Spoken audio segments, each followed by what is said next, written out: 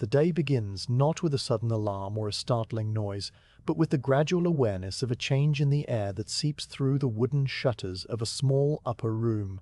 The room is located in a lodging house set back from the main thoroughfares of Canton's trading quarter, a structure built of dark timber and pale plaster that has absorbed decades of river mist and subtropical damp. You become aware first of the temperature, which is neither warm nor cool, but something in between, a heavy blanket of moisture that makes the thin cotton of the sleeping mat feel slightly tacky against your skin. The light filtering through the slats of the shutter is a diluted grey, lacking the golden edge of a clear morning and instead carrying the flat, even tone of a sky, obscured by thick layers of monsoon cloud. There is no birdsong to be heard, only the steady and unvarying sound of water dripping from the curved clay tiles of the roof onto the packed earth of the alley, 2 floors below. The sound of dripping is not a sharp staccato, but a soft, persistent tap that has likely been falling for hours through the night and will continue to fall for many more hours into the day ahead.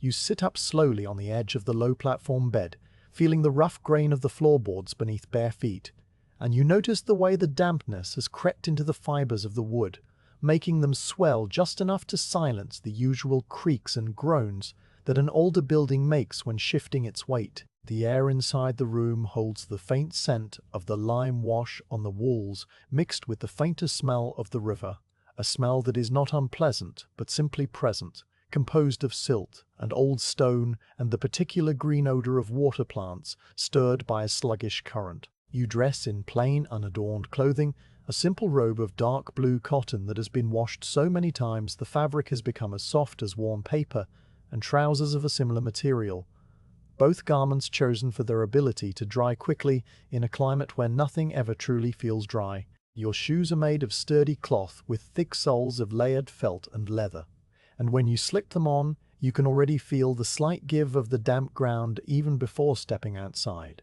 The descent to the ground floor is made by way of a narrow staircase that runs along one wall of the building's interior courtyard. The stairs are worn in the center of each tread from the passage of countless feet over countless seasons, creating a shallow depression that cups the sole of your shoe as you step down. The wooden handrail is cool and slick with a faint film of condensation, and you pass by a window opening that looks out onto the central courtyard where a single potted plant with broad dark leaves glistens under the steady drizzle. The rain is not falling heavily enough to be called a shower, but is instead a persistent misting precipitation that seems to hang in the air itself, blurring the edges of the roof tiles and softening the lines of the wooden balconies that line the opposite side of the court. You reach the main door of the lodging house, a heavy slab of wood with iron banding across its face, and you slide back the interior bolt that has been left unlocked for the early risers among the house's tenants. Stepping out onto the narrow lane that fronts the building, you are immediately enveloped by the full presence of the monsoon morning. The sky overhead is a single, unbroken expanse of pale pewter without any visible variations in tone or texture, as if a great length of damp silk had been stretched from one horizon to the other. The rain is so fine that it barely seems to fall. Rather, it drifts and hovers, settling on your shoulders and the crown of your head with the weight of a whisper. The lane is paved with large flagstones of dark granite that have been worn smooth and polished by centuries of foot traffic and cartwheels, and today every stone is coated in a thin, glistening layer of water that reflects the milky light of the hidden sun in a muted, diffused manner. There are no sharp reflections or bright puddles of sky, only a general sheen that makes the ground appear as if it has been brushed with a clear lacquer. You begin to walk, turning left out of the doorway and heading in the direction of the riverfront where the great warehouses of the foreign hongs stand in a line facing the water. The streets are empty in a way that would be unimaginable during the busy trading months of autumn and winter. During those drier seasons, the same lane would be choked with porters carrying bales of silk and chests of porcelain, with merchants in sedan chairs, with scribes and cooks, and the endless river of commerce that flows through this city. But now, in the deep quiet of the monsoon's pause, the trade has slowed to a trickle. The great East Indiamen that anchor in the roads downriver are fewer in number, and many of the merchants themselves have retreated to the slightly higher ground of the city's interior, or are simply waiting out the rains within their airy upper chambers. You pass by a shop front with its wooden panels still closed and locked, the carved characters above the door smeared with a fine mist that makes them look softer and less legible than they would on a dry day. Next to it is a small open-fronted space where a cook usually prepares noodles over a charcoal brazier, but today the brazier is cold and covered with an upturned clay pot, and the long wooden bench where customers sit is slick with rain. The sound of your footsteps is not the crisp click of hard leather on dry stone, but a softer, sucking sound as your shoes meet the wet surface and then release with a faint adhesive noise. Each step is accompanied by a small spray of water that is absorbed immediately by the hem of your robe, darkening the blue cotton to a shade that is almost black. You adjust your path slightly to avoid the deeper puddles that have collected where the flagstones have subsided over time, creating shallow bowls that hold the sky's tears. You walk close to the walls of the buildings, where the overhanging eaves provide a narrow strip of marginally drier ground. The eaves are decorated with curved tiles that end in round ceramic medallions stamped with simple patterns, and from each medallion a single fat droplet forms every few seconds before releasing to fall with a heavy plop onto the flagstone just to your left. The rhythm of these drops varies from eave to eave, some falling with a quick interval, others pausing longer as if gathering their courage, but together they create a continuous background murmur that sounds like a conversation spoken in a language composed entirely of water. The street takes a gentle turn and widens slightly into a small square that is dominated by an ancient banyan tree growing out of a raised stone planter. The tree is immense, its trunk a twisted mass of aerial roots and smooth grey bark that looks like poured wax frozen in time. The canopy spreads wide overhead, a dense umbrella of small oval leaves that catches the fine rain and channels it along the inner branches so that it falls in heavier, more concentrated streams around the perimeter of the tree's shade. The ground directly beneath the canopy is almost dry, protected by the thick roof of foliage, and the fallen leaves that carpet the stone there are brown and curled and beginning the slow process of returning to the soil. You pause for a moment under the edge of this great green shelter, not out of any urgency or need, but simply because the change in the sound of the rain is notable.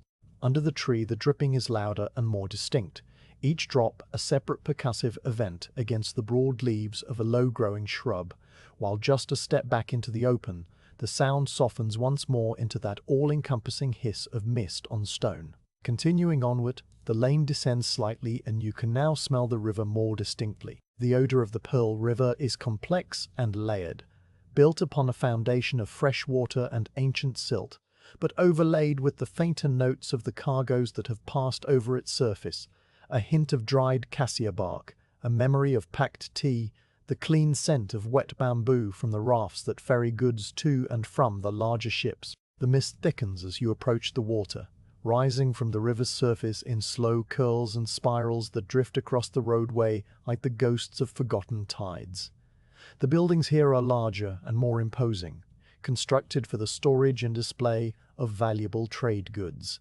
Their walls are thicker, their doors taller and wider, and their ground floors are raised a step above the level of the street to prevent the ingress of floodwater during the heavier storms. The plaster on these walls is painted a pale ochre that has faded in patches to reveal the grey stucco beneath, and the high windows are fitted with wooden louvers that are angled to keep out the slanting rain while allowing the damp air to circulate freely within the cavernous interiors. You walk past a small temple entrance set back into a recessed niche. The doors are open, revealing a dim interior lit only by the faint glow of a single oil lamp hanging from a chain. You do not enter, but you can see the outline of a large bronze incense burner standing just inside the threshold, its surface darkened by years of ash and oil smoke. No smoke rises from it now. The embers of the last offering have long since gone cold and damp. The air that wafts from the doorway carries the faint, dusty scent of old sandalwood and the particular dryness of stone that has been sheltered from the rain. A single figure, a caretaker perhaps, moves slowly in the far shadows with a broom made of long twigs, sweeping the already clean floor in a motion that is more about habit and ritual than any need to remove dust.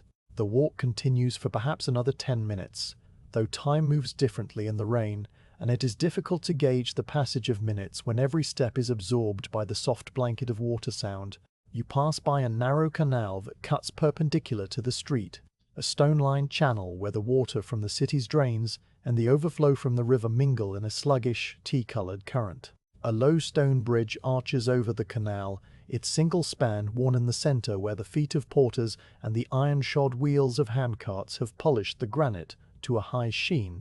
You cross the bridge, noting how the mist rises from the water on either side and how the sound of the flowing water underneath is a low gurgle that joins the chorus of dripping from the rooftops. On the far side of the bridge, the street narrows once again, and the buildings press closer together, their upper stories jutting out over the lane so that the eaves of opposing houses almost touch. This creates a tunnel of sorts, a passage where the light is even dimmer and the air is noticeably cooler and wetter, as if the rain has been trapped and concentrated here. In this covered passage, the sound of your own breathing becomes audible, a quiet rhythm that syncs with the slow pace of your stride. The walls on either side are close enough that you could stretch out your arms and touch both with your fingertips. The plaster here is covered in a fine green bloom of moss and lichen that thrives in the permanent shade and moisture, creating a soft, velvety texture that would be pleasant to touch if you were to pause and do so. The ground underfoot is no longer individual flagstones, but a continuous ribbon of hard-packed earth mixed with small stones and broken bits of ceramic, all of it beaten flat by generations of use, and now glazed with a thin slick of mud that grabs lightly at your shoes with each step.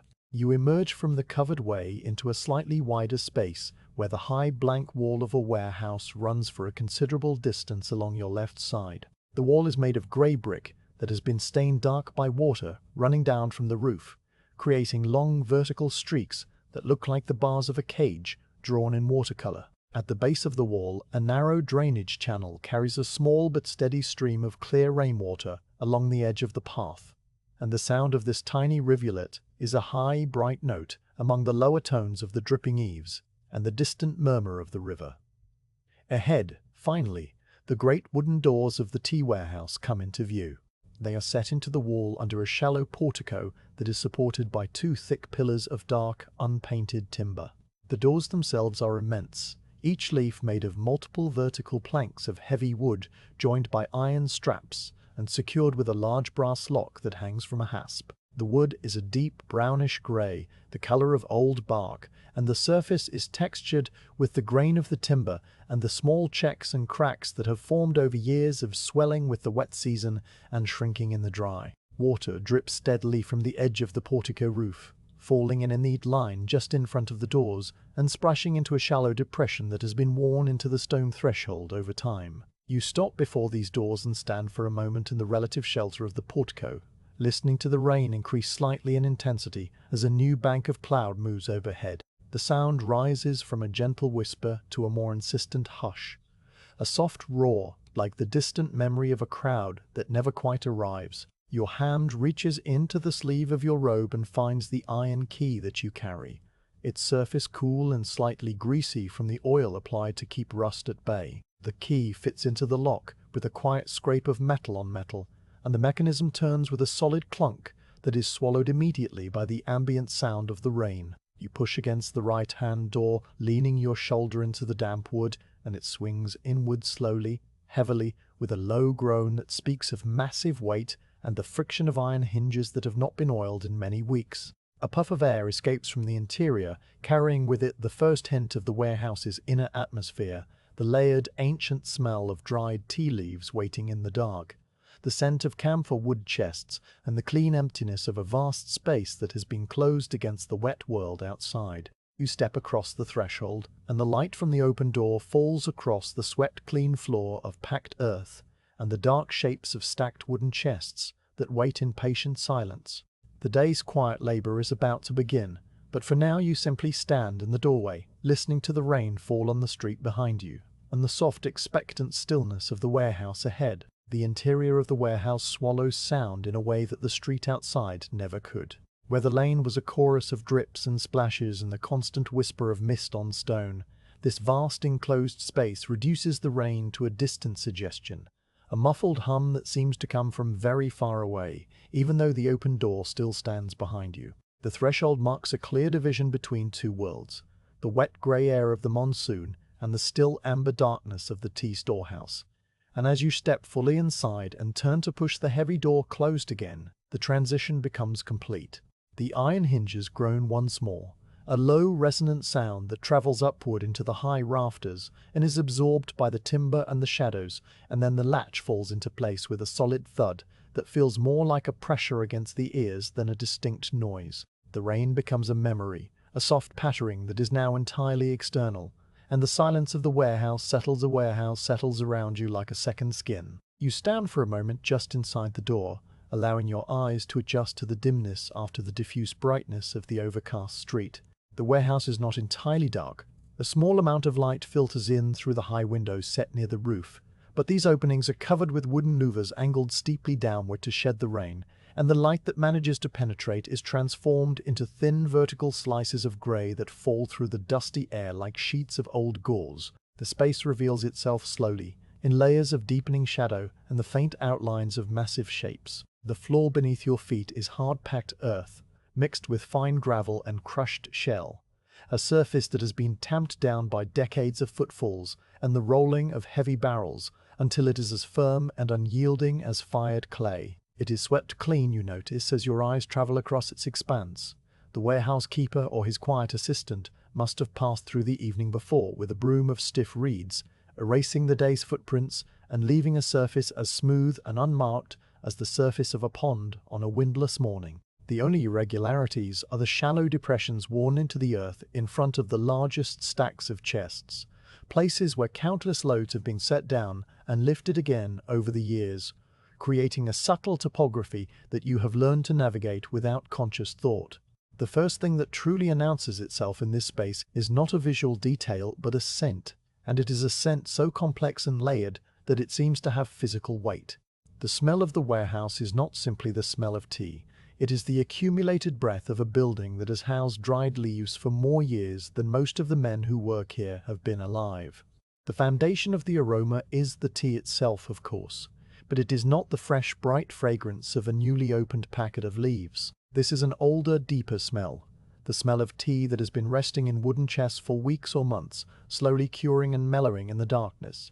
It carries notes of dried hay and autumn earth, of something faintly floral that has been pressed flat by time, and beneath that there is a darker undertone that suggests toasted grain or the crust of bread baked long ago. But the tea is only the topmost layer of the olfactory landscape. Beneath it runs the scent of the wood of the chests themselves, a dry and resinous odor that speaks of camphor and cedar and a particular variety of fir that grows in the mountains far to the north. This woody scent has a preservative quality to it, a clean sharpness that cuts through the heavier sweetness of the aged leaves and keeps the whole atmosphere from becoming cloying or oppressive. And beneath even that, there is the smell of the building itself. The great beams overhead, some of them single trunks of ironwood that were old when they were first hoisted into place a century ago, release a faint perfume of their own, a smell like very old books or the inside of a chest that has not been opened in a generation. The plaster on the interior walls, where patches of it remain visible between the stacked cargo, has absorbed the tea dust and the wood oils and the humid air of countless monsoon seasons until it has developed a scent that is entirely its own, a cool mineral odor touched with a hint of something organic, like the smell of a cave that opens onto the sea. And threading through all of these layers is the constant presence of dampness, not the sharp smell of active mold or decay, but the gentler, more pervasive odor of things that are never entirely dry, of wood that has swelled with moisture, and earth that holds the memory of the last rain and the rain before that, stretching back in an unbroken chain to the beginning of the season. You take a slow breath, letting this complex aroma fill your lungs and settle into your awareness. It is a smell that you know as intimately as the smell of your own sleeping mat or the particular fragrance of the oil used in the lamp at the lodging house. Each time you enter the warehouse, the scent is slightly different, reflecting the current inventory of chests and the stage of the monsoon and the direction of the wind that pushes faint currents of air through the louvers.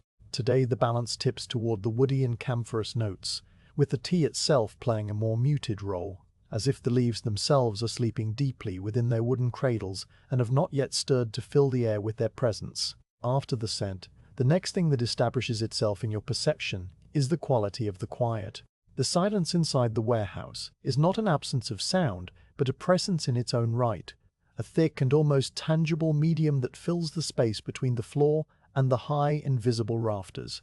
It is a silence that has weight and texture, composed of the minute settling of ancient timbers, the faint rustle of a leaf falling from its stem deep within a closed chest, the nearly inaudible sigh of air moving through the gaps in the louvers. If you hold your breath and listen with full attention, you can hear a very faint creaking from somewhere near the back wall, a sound so subtle that it might be imagined the result of a beam adjusting to the humidity by a fraction of a hair's breadth. This silence is not empty.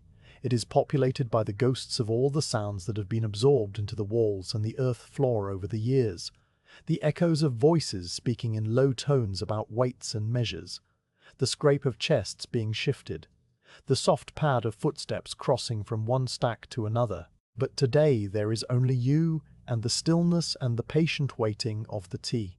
You begin to move slowly into the space, your footsteps making almost no sound on the hard-packed earth. The dim light from the high windows falls in pale columns that are spaced at irregular intervals along the central aisle of the warehouse. Each column of light is filled with a slow, silent dance of dust motes, tiny particles of dried leaf and fine earth that have been stirred into the air by some subtle current and now drift and turn in the grey illumination with the lazy grace of things that have no need to hurry. You pass through the first of these light columns, and for a moment the particles swirl around you, disturbed by the passage of your body, before settling back into their slow spiral. The light itself has a cool, almost silvery quality, lacking the warmth of direct sun, and it paints your hands and the front of your dark robe with a pale wash that makes the fabric look older and more faded than it truly is. The warehouse is arranged in a series of bays, defined by the great vertical posts that support the roof. Each bay holds a particular category of goods, and you know the layout as well as you know the path from your lodging to the door. To your immediate left as you walk inward is a stack of chests that arrived on the last ship of the autumn season, a shipment that was destined for a merchant house in London but was delayed by an early storm and now waits out the monsoon in this quiet limbo. These chests are made of a lighter coloured wood with iron banding painted black, and they bear the faded stenciled marks of the East India Company, letters and numbers that have been partially obscured by the handling of many hands and the abrasion of rope slings. The stack rises nearly to the height of your shoulder. 4 chests placed one atop the other with thin slats of bamboo between them to allow air to circulate and prevent the build-up of moisture that might encourage mold. You pause beside this stack and reach out to touch the corner of the uppermost chest, feeling the smooth coolness of the wood and the slight texture of the grain beneath your fingertips. The surface is dry, which is a good sign.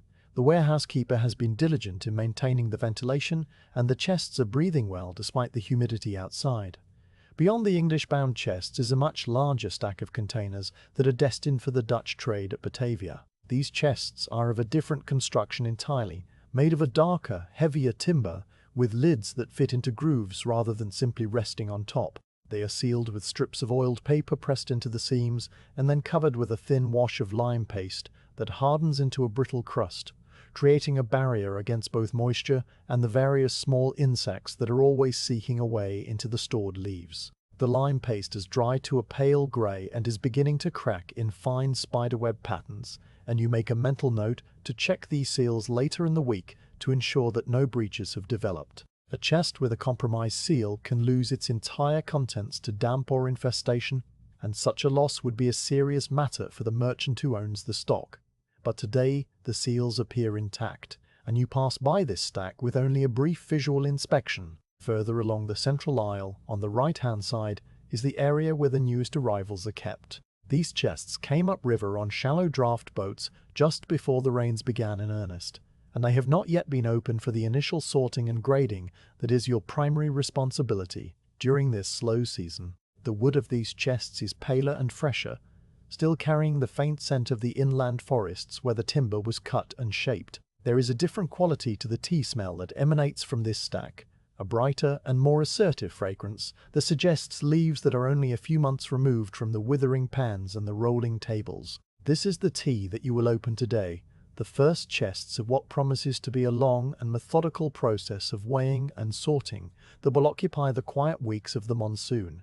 You stop before this stack and look at the chest that sits at a convenient height, the second from the bottom in a column of 4. It is a rectangular box perhaps 2 feet wide, 18 inches deep, and 16 inches high, constructed of planks that have been joined with dovetailed corners and reinforced with bamboo pegs. The lid is secured not with nails, but with a series of wooden wedges driven into slots along the rim, a method that allows the chest to be opened and resealed many times without damaging the wood. A length of coarse twine has been wrapped around the chest and sealed with a blob of dark red wax impressed with the chop mark of the inland tea merchant who packed the leaves. This seal is important. It certifies that the chest contains exactly what the merchant claims, and that it has not been tampered with during its journey down the river and through the network of canals to this warehouse.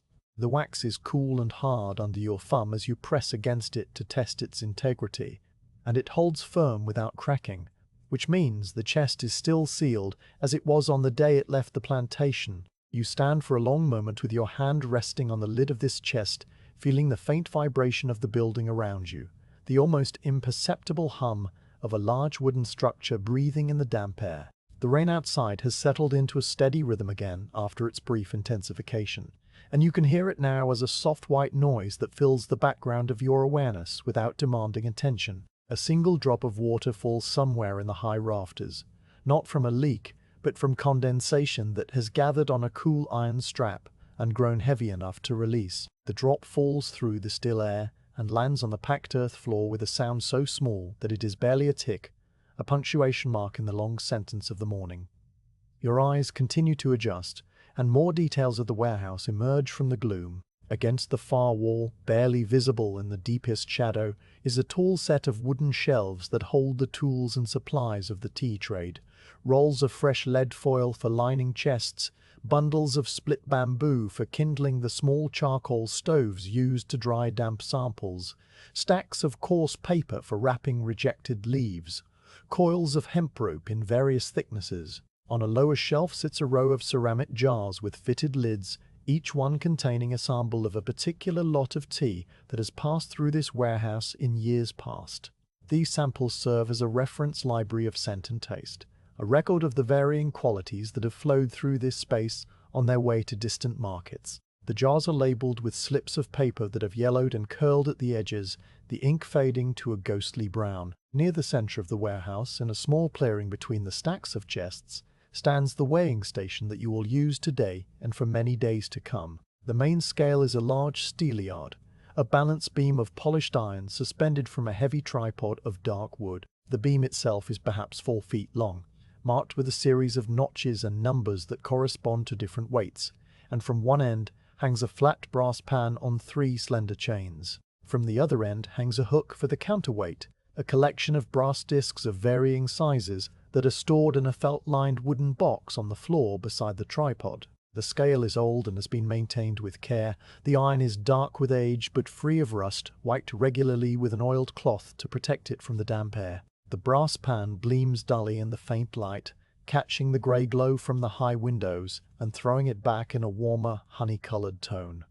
You will attend to the scale soon, preparing it for the day's work with the same careful ritual that you perform each morning. But for now you remain standing beside the new chests, letting the quiet of the warehouse settle more deeply into your bones.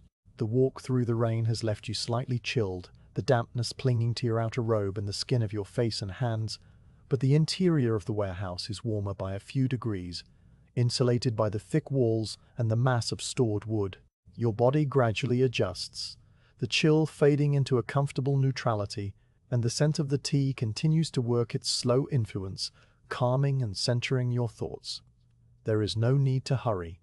The chests will wait, as they have waited for weeks already. The rain will continue to fall outside, as it has fallen for days and will fall for days more. The only measure of time that matters in this place is the slow progress of your hands through the leaves, the careful tally of pounds and ounces, the quiet accumulation of work done with patience and attention. You take one more deep breath of the warehouse air, savoring the layered complexity of the smell, and then you step toward the weighing station to begin the small preparations that will open the day. The weighing station occupies a small clearing in the center of the warehouse floor, a space that has been kept deliberately free of stacked chests so that you may move around the scale without obstruction. The tripod that supports the steelyard stands on 3 legs of dark, heavy timber that have been carved from a single trunk of ironwood and shaped with simple, functional curves. Each leg terminates in a flat foot that spreads the weight of the scale across the packed earth, and over the years, these feet have pressed shallow impressions into the floor, creating a stable and level foundation that does not shift even when the beam is loaded with a full measure of leaves. The wood of the tripod has been polished by the touch of many hands over many seasons, and it glows with a deep, subdued luster in the faint light from the high windows, the grain of the timber visible as fine, parallel lines that run like rivers across the surface.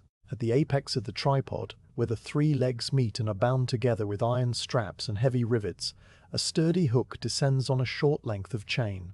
From this hook, the steelyard beam is suspended by a ring of forged iron that fits into a notch at the exact center of balance. You approach the scale slowly, your footsteps soft on the packed earth, and you stand before it as you might stand before a familiar but respected tool that requires a moment of acknowledgement before use. The steelyard beam hangs perfectly level when unloaded, a testament to the careful craftsmanship of the ironworker who forged it, and the diligence of those who have maintained it since. The beam is a flat bar of iron, rectangular in cross-section, with one edge beveled to a dull edge where the weight markings are inscribed. The iron is dark with age, a deep charcoal grey that has been touched with a faint bloom of brown in the deepest recesses of the stamped numbers, but there is no active rust anywhere on the surface. This is the result of a daily ritual that you'll soon perform again, the wiping of every inch of the metal with a cloth that carries a very small amount of oil. The oil is not applied heavily enough to be greasy to the touch. Rather, it leaves a microscopic film that repels the ever-present moisture and keeps the iron in a state of quiet preservation. The beam is marked along its upper edge with a series of notches and stamped numerals that indicate the weight in catties and tails, the traditional measures of the tea trade. The notches are small V-shaped cuts that have been filed into the iron with precision, and the numerals are stamped deeply into the metal so that they remain legible even as the surface has darkened. The markings begin near the suspension point with a small numeral 1 and proceed outward toward the far end of the beam, the numbers increasing in regular increments. A sliding weight, a pear-shaped piece of brass with a hole through its center, rides along the beam and can be positioned precisely over any notch. When the scale is in use, this sliding weight is moved outward until the beam lifts into a horizontal position, and the notch at which it rests indicates the weight of the tea in the pan. Beneath the beam, hanging from the short end of the laver on 3 slender chains of brass, is the weighing pan. The pan is a shallow dish of beaten brass, perhaps 14 inches in diameter, with a low rim that rises just enough to contain a heap of dry leaves, without allowing them to spill over the edge. The brass has mellowed with age and handling, acquiring a warm honeyed tone that is darker at the center, where countless handfuls of tea have been placed and lifted away, burnishing the metal to a soft glow. The surface of the pan is not perfectly smooth. It bears the faint marks of the hammer that shaped it, a subtle texture of tiny dimples that catch the light in a gentle, diffused manner.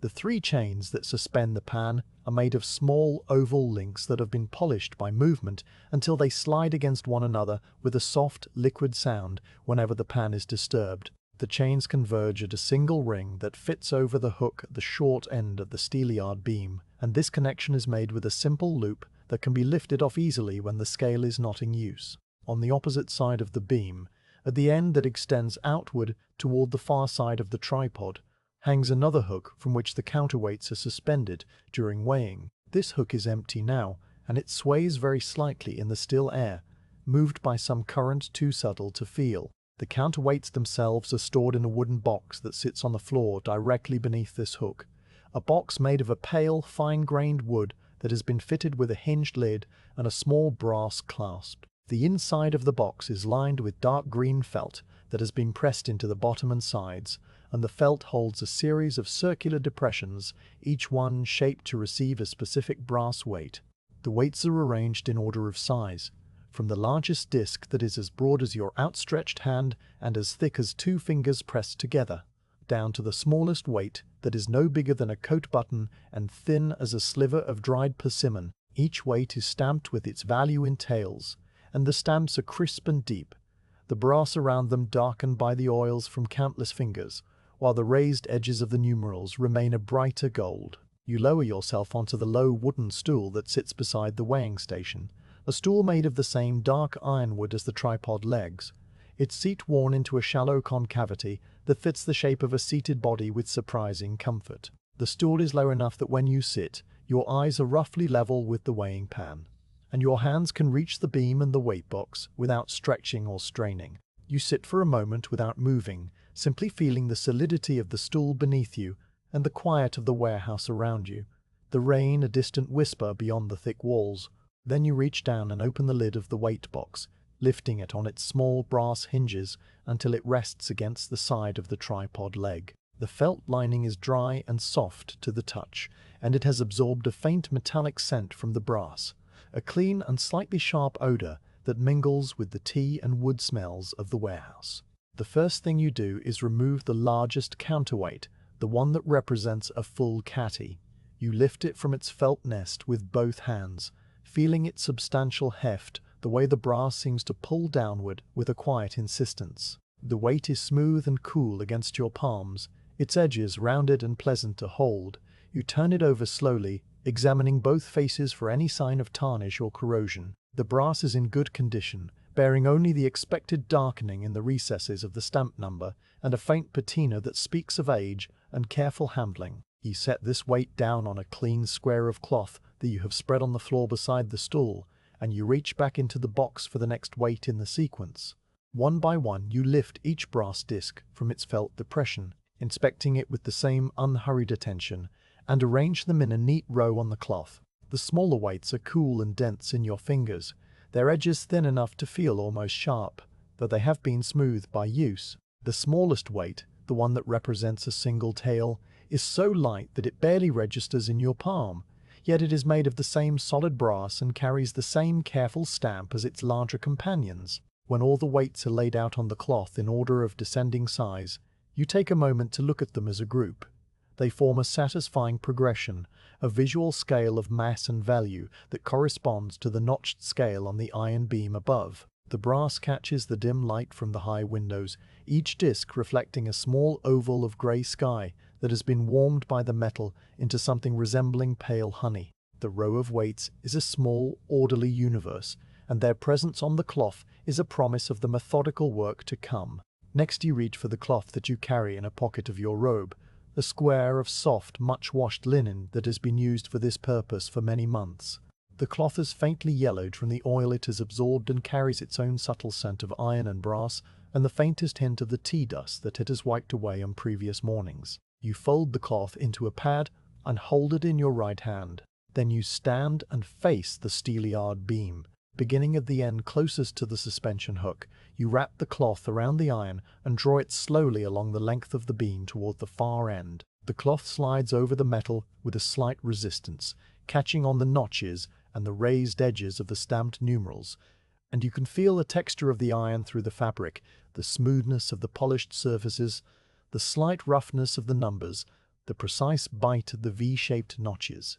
As you wipe, you inspect the beam for any sign of rust or damage. The iron is sound, the dark patina unbroken, and the thin film of oil left behind by the cloth is just enough to darken the metal slightly and give it a faint sheen. You wipe the underside of the beam as well, reaching beneath it and drawing the cloth along the lower edge, and then you turn your attention to the suspension ring and the hook from which the beam hangs. The iron here is thicker and less finely finished, but it is equally important, and you wipe it with the same careful attention. The chain that connects the hook to the tripod is wiped link by link, the cloth working its way into the small spaces between the oval rings and removing any dust that may have settled there overnight. When you are satisfied that the beam and its suspension are clean and protected, you move to the weighing pan.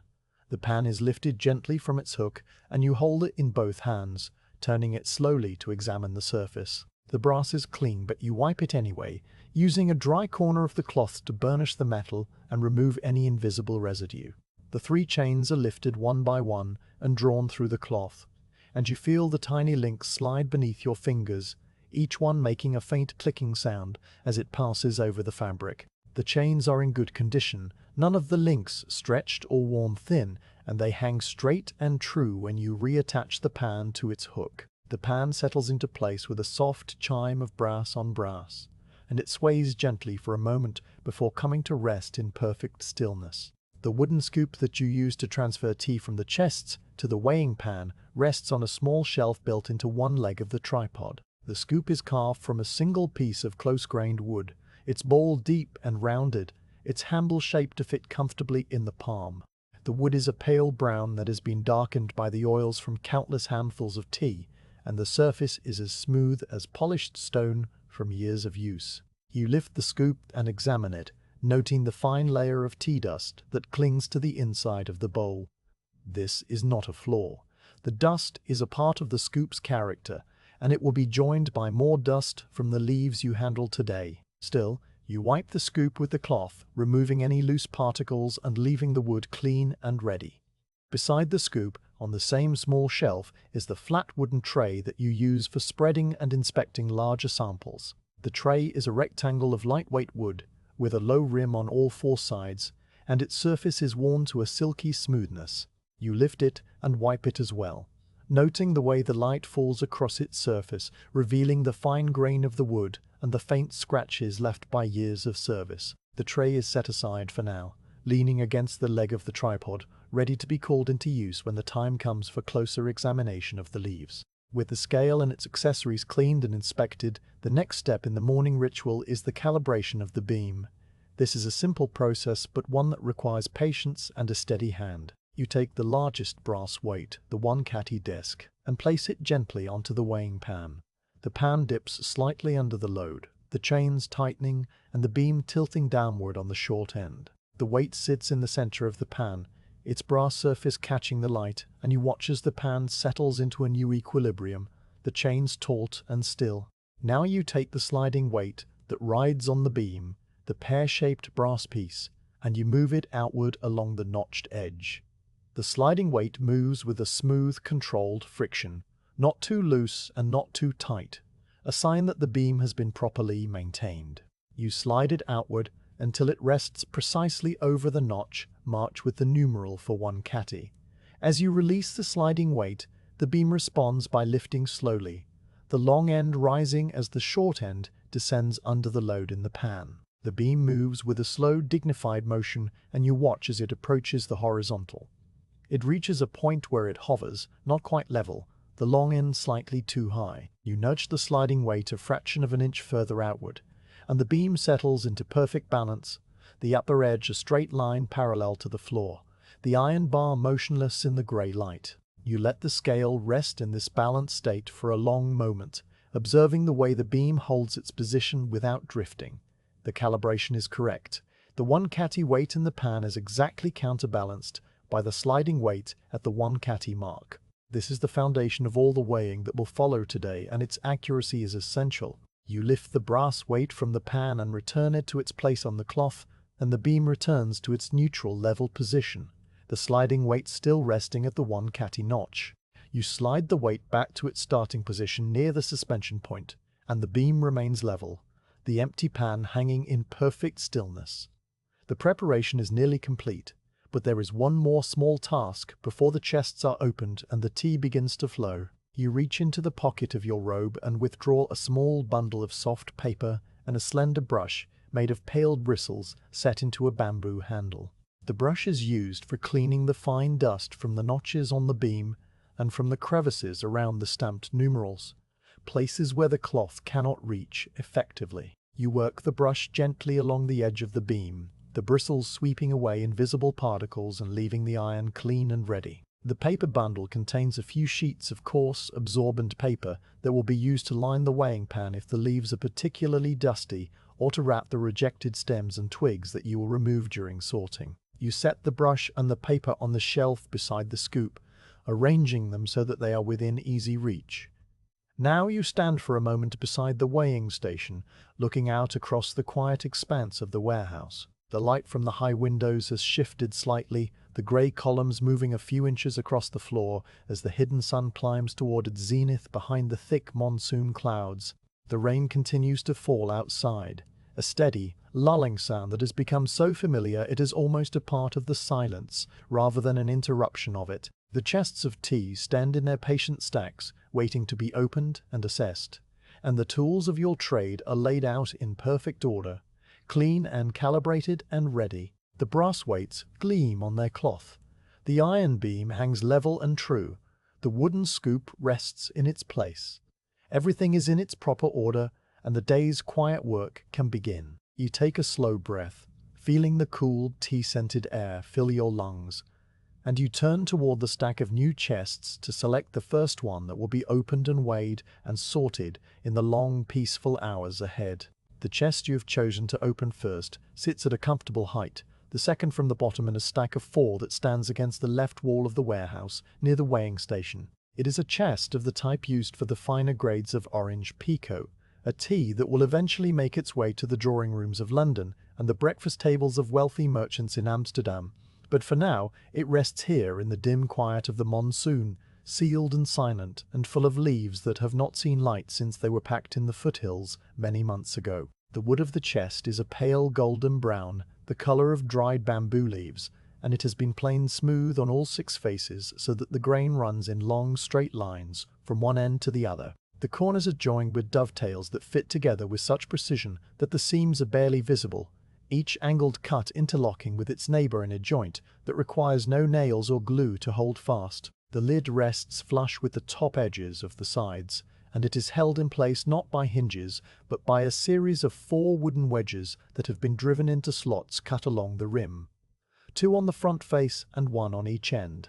These wedges are made of a harder, darker wood than the chest itself, and they protrude slightly, their heads shaped into rough rounds that can be gripped and pulled free when the chest is to be opened. The red wax seal that you examined earlier is still intact, a circular blob of darkened crimson pressed firmly against the twine that wraps around the chest's middle. The seal bears the impression of a carved chop, a square of characters that identify the inland merchant who packed the leaves and certify the quality of the contents. The wax has hardened over the weeks of travel and storage, and it has developed a fine network of microscopic cracks on its surface, like the glaze on a very old ceramic bowl.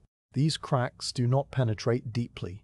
They are only the result of the wax shrinking slightly as it aged, and the seal remains solid and unbroken, a good sign that the chest has not been opened since it left the packer's hands. You run your fingertip lightly over the surface of the wax, feeling the slight roughness of the cracks and the cool, firm resistance of the material beneath. The twine that passes under the wax is a coarse brown fiber twisted from the bark of some inland tree, and it is rough against your skin, its texture a contrast to the smooth wood and the slick wax. Before you disturb the seal, you take a moment to look at the chest as a whole, noting the small details that speak of its journey. The wood bears a few faint scuffs and scratches, marks left by the handling of boatmen and porters as the chest was loaded and unloaded at various points along the river route.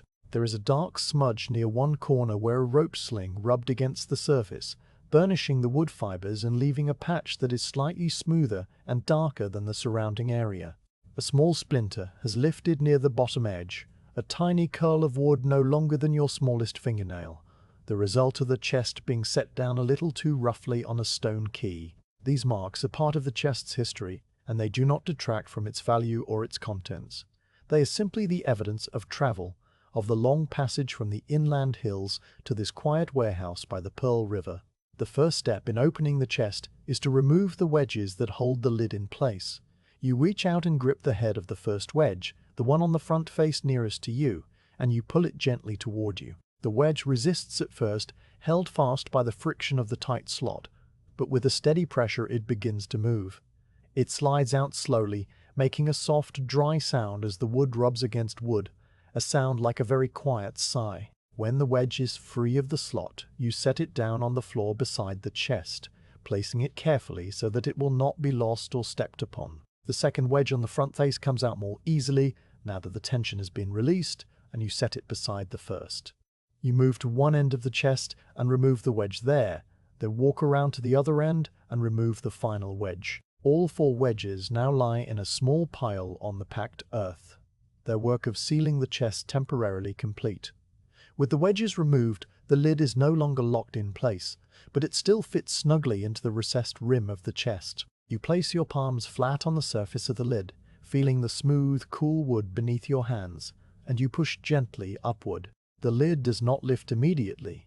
It has settled into its seat over the months, and the slight swelling of the wood in the humid air has made the fit even tighter. You increase the pressure gradually, shifting your hands to the corners and working the lid back and forth with small, patient movements. There is a faint creak as the wood fibers release their grip, and then the lid begins to rise, first at one corner, then along the entire edge, until it comes free in your hands. You lift it clear of the chest and set it aside, leaning it against the stack of chests behind you, its inner face turned toward the wall. The interior of the chest is now exposed, and the first thing you see is not the tea itself, but a sheet of dull grey metal that covers the contents completely. This is the lead lining, a thin foil of soft, heavy metal that has been pressed into the chest to create a barrier against moisture, air, and the various small creatures that might seek to make a home among the dried leaves. The lead has been folded neatly over the edges of the chest and pressed down flat, and its surface is smooth and unmarked except for a few faint creases where the foil was shaped to fit the corners.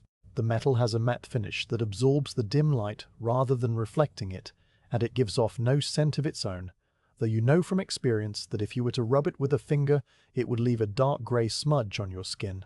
You do not touch the lead directly. Instead, you reach for the small knife that you carry in a sheath at your waist, a simple blade with a wooden handle that has been darkened by years of use. The knife is used to cut the lead foil along the inner edge of the chest, freeing the lining so that it can be peeled back and the tea accessed. You insert the tip of the blade carefully into the corner where the foil meets the wood, and you draw the knife slowly along the seam.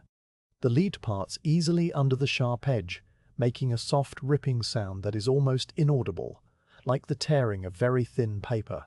You work your way around all four sides, keeping the blade angled so that it does not cut into the wood of the chest itself, and when you have completed the circuit, the lead lining is free. You set the knife down on the cloth beside the brass weights, and you take hold of one corner of the cut foil. The lead is cool and slightly yielding to the touch, and it bends easily as you peel it back, folding it over upon itself and exposing what lies beneath. Under the lead lining is a layer of plain, unbleached cotton cloth that has been laid over the tea to provide a final barrier against dust and to keep the leaves from shifting during transport.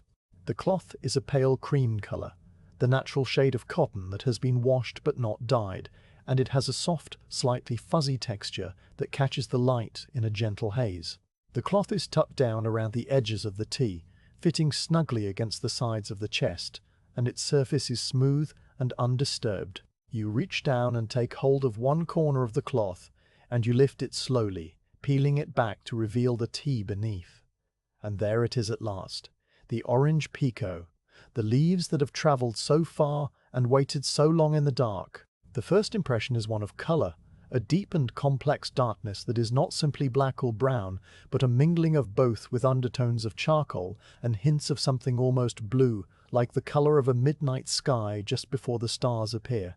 The leaves are curled and twisted into small irregular shapes, each one a tight spiral or a folded crescent that holds within it the concentrated essence of the tea plant. They lie in a dense, even layer that fills the chest within an inch of the top, and their surface is not shiny but matte, with a fine velvety bloom that speaks of careful handling and slow, patient drying. This bloom is the sign of a well-made tea, a microscopic coating of natural oils that have risen to the surface of the leaves during the withering and rolling processes, and it gives the Orange Pekoe a soft, almost dusty appearance that is entirely different from the flat black of an inferior grade. The scent that rises from the open chest is immediate and enveloping, a fragrance that has been trapped under lead and cloth for months, and now expands into the air of the warehouse with a quiet insistence. It is a complex smell that unfolds in layers as you breathe it in. The first note is a bright, citrus-like sharpness that is not actually lemon or orange, but something more subtle, a suggestion of the oils in the rind of a fruit that grows in the same soil as the tea bushes. This is the characteristic scent of Orange Pekoe, the reason for its name, though there is no actual orange in the tea. The aroma comes from the particular variety of the tea plant and the way the leaves have been processed. Beneath this bright top note, there is a deeper, earthier fragrance, the smell of the soil in which the bushes grew, a rich and loamy scent that speaks of mountain slopes and morning mist, and the slow decay of fallen leaves on the forest floor. And beneath even that, at the very base of the aroma, is a faint sweetness. Not the sweetness of sugar or honey, but the natural sweetness of dried vegetation, like the smell of hay that has been stored in a clean barn over a long winter. You stand over the open chest for a long moment, simply breathing in this fragrance and letting it settle into your awareness. The scent of the Orange Pekoe joins the other smells of the warehouse, the camphor wood and the old timber and the damp earth and the faint metallic tang of the brass weights, and together they create a perfume that is unique to this place and this moment. It is a smell that you know well, a smell that has been a part of your daily life for as long as you have worked among the tea chests, yet it never becomes ordinary or overlooked. Each chest has its own particular variation, its own subtle balance of citrus and earth and sweetness, and each opening is a small discovery. The leaves themselves are now fully visible, the cloth and lead folded back and the dark, curled shapes exposed to the dim light. You look down at them, studying the texture and the color and the size of the individual pieces. A good Orange Pekoe should consist of leaves that are whole and unbroken, twisted into tight spirals that will unfurl slowly when steeped in hot water, releasing their flavor in a measured, gradual way. The leaves in this chest are of good quality. You can see that immediately. Most of them are intact, the curls tight and uniform, and there are very few broken pieces or small fragments visible on the surface. The color is consistent across the top layer, the deep velvety black-brown with the faint bloom that catches the light in a soft haze. Here and there you can see a leaf that is slightly lighter in color, a reddish brown that indicates a younger leaf, or one that was dried at a slightly different temperature. But these variations are minor and do not affect the overall quality of the lot. You reach down into the chest, your hand moving slowly and deliberately, and you scoop up a small handful of the leaves. The sensation of the dry tea against your palm is a familiar one, a light and delicate touch that is almost weightless despite the density of the packed chest. The leaves are cool and dry, and they shift and rustle against each other with a soft, papery sound as you lift them. You bring your hand up to the level of your eyes, and you turn it slowly, letting the leaves tumble and rearrange themselves in your cupped palm. In this closer view, you can see more detail, the fine veins that run through each leaf, visible as slightly raised lines against the darker surface. The precise way each leaf has been rolled, the edges tucked in and the whole shape compressed into a compact curl. The tiny golden tips that appear on some of the leaves, the buds that were picked just as they were beginning to open, and that now show as small, lighter-colored points among the darker mature leaves. These golden tips are a mark of quality, an indication that the tea was harvested at the optimal time and handled with care. You let the handful of leaves fall back into the chest, and they make a soft, rustling sound as they settle onto the surface, a sound like the turning of pages in a very old book, or the whisper of dry grass in a light breeze. You reach down again, and this time you take a more substantial scoop, using the wooden scoop that rests on the shelf of the tripod. The scoop slides easily into the mass of leaves, its curved bowl filling with a soft pressure, and you lift it out and hold it over the chest for a moment, letting any loose fragments fall back. Then you turn and carry the scoop the few steps to the weighing station, where the brass pan hangs empty and waiting on its 3 slender chains. You tip the scoop gently over the pan, and the leaves cascade out in a slow, controlled stream.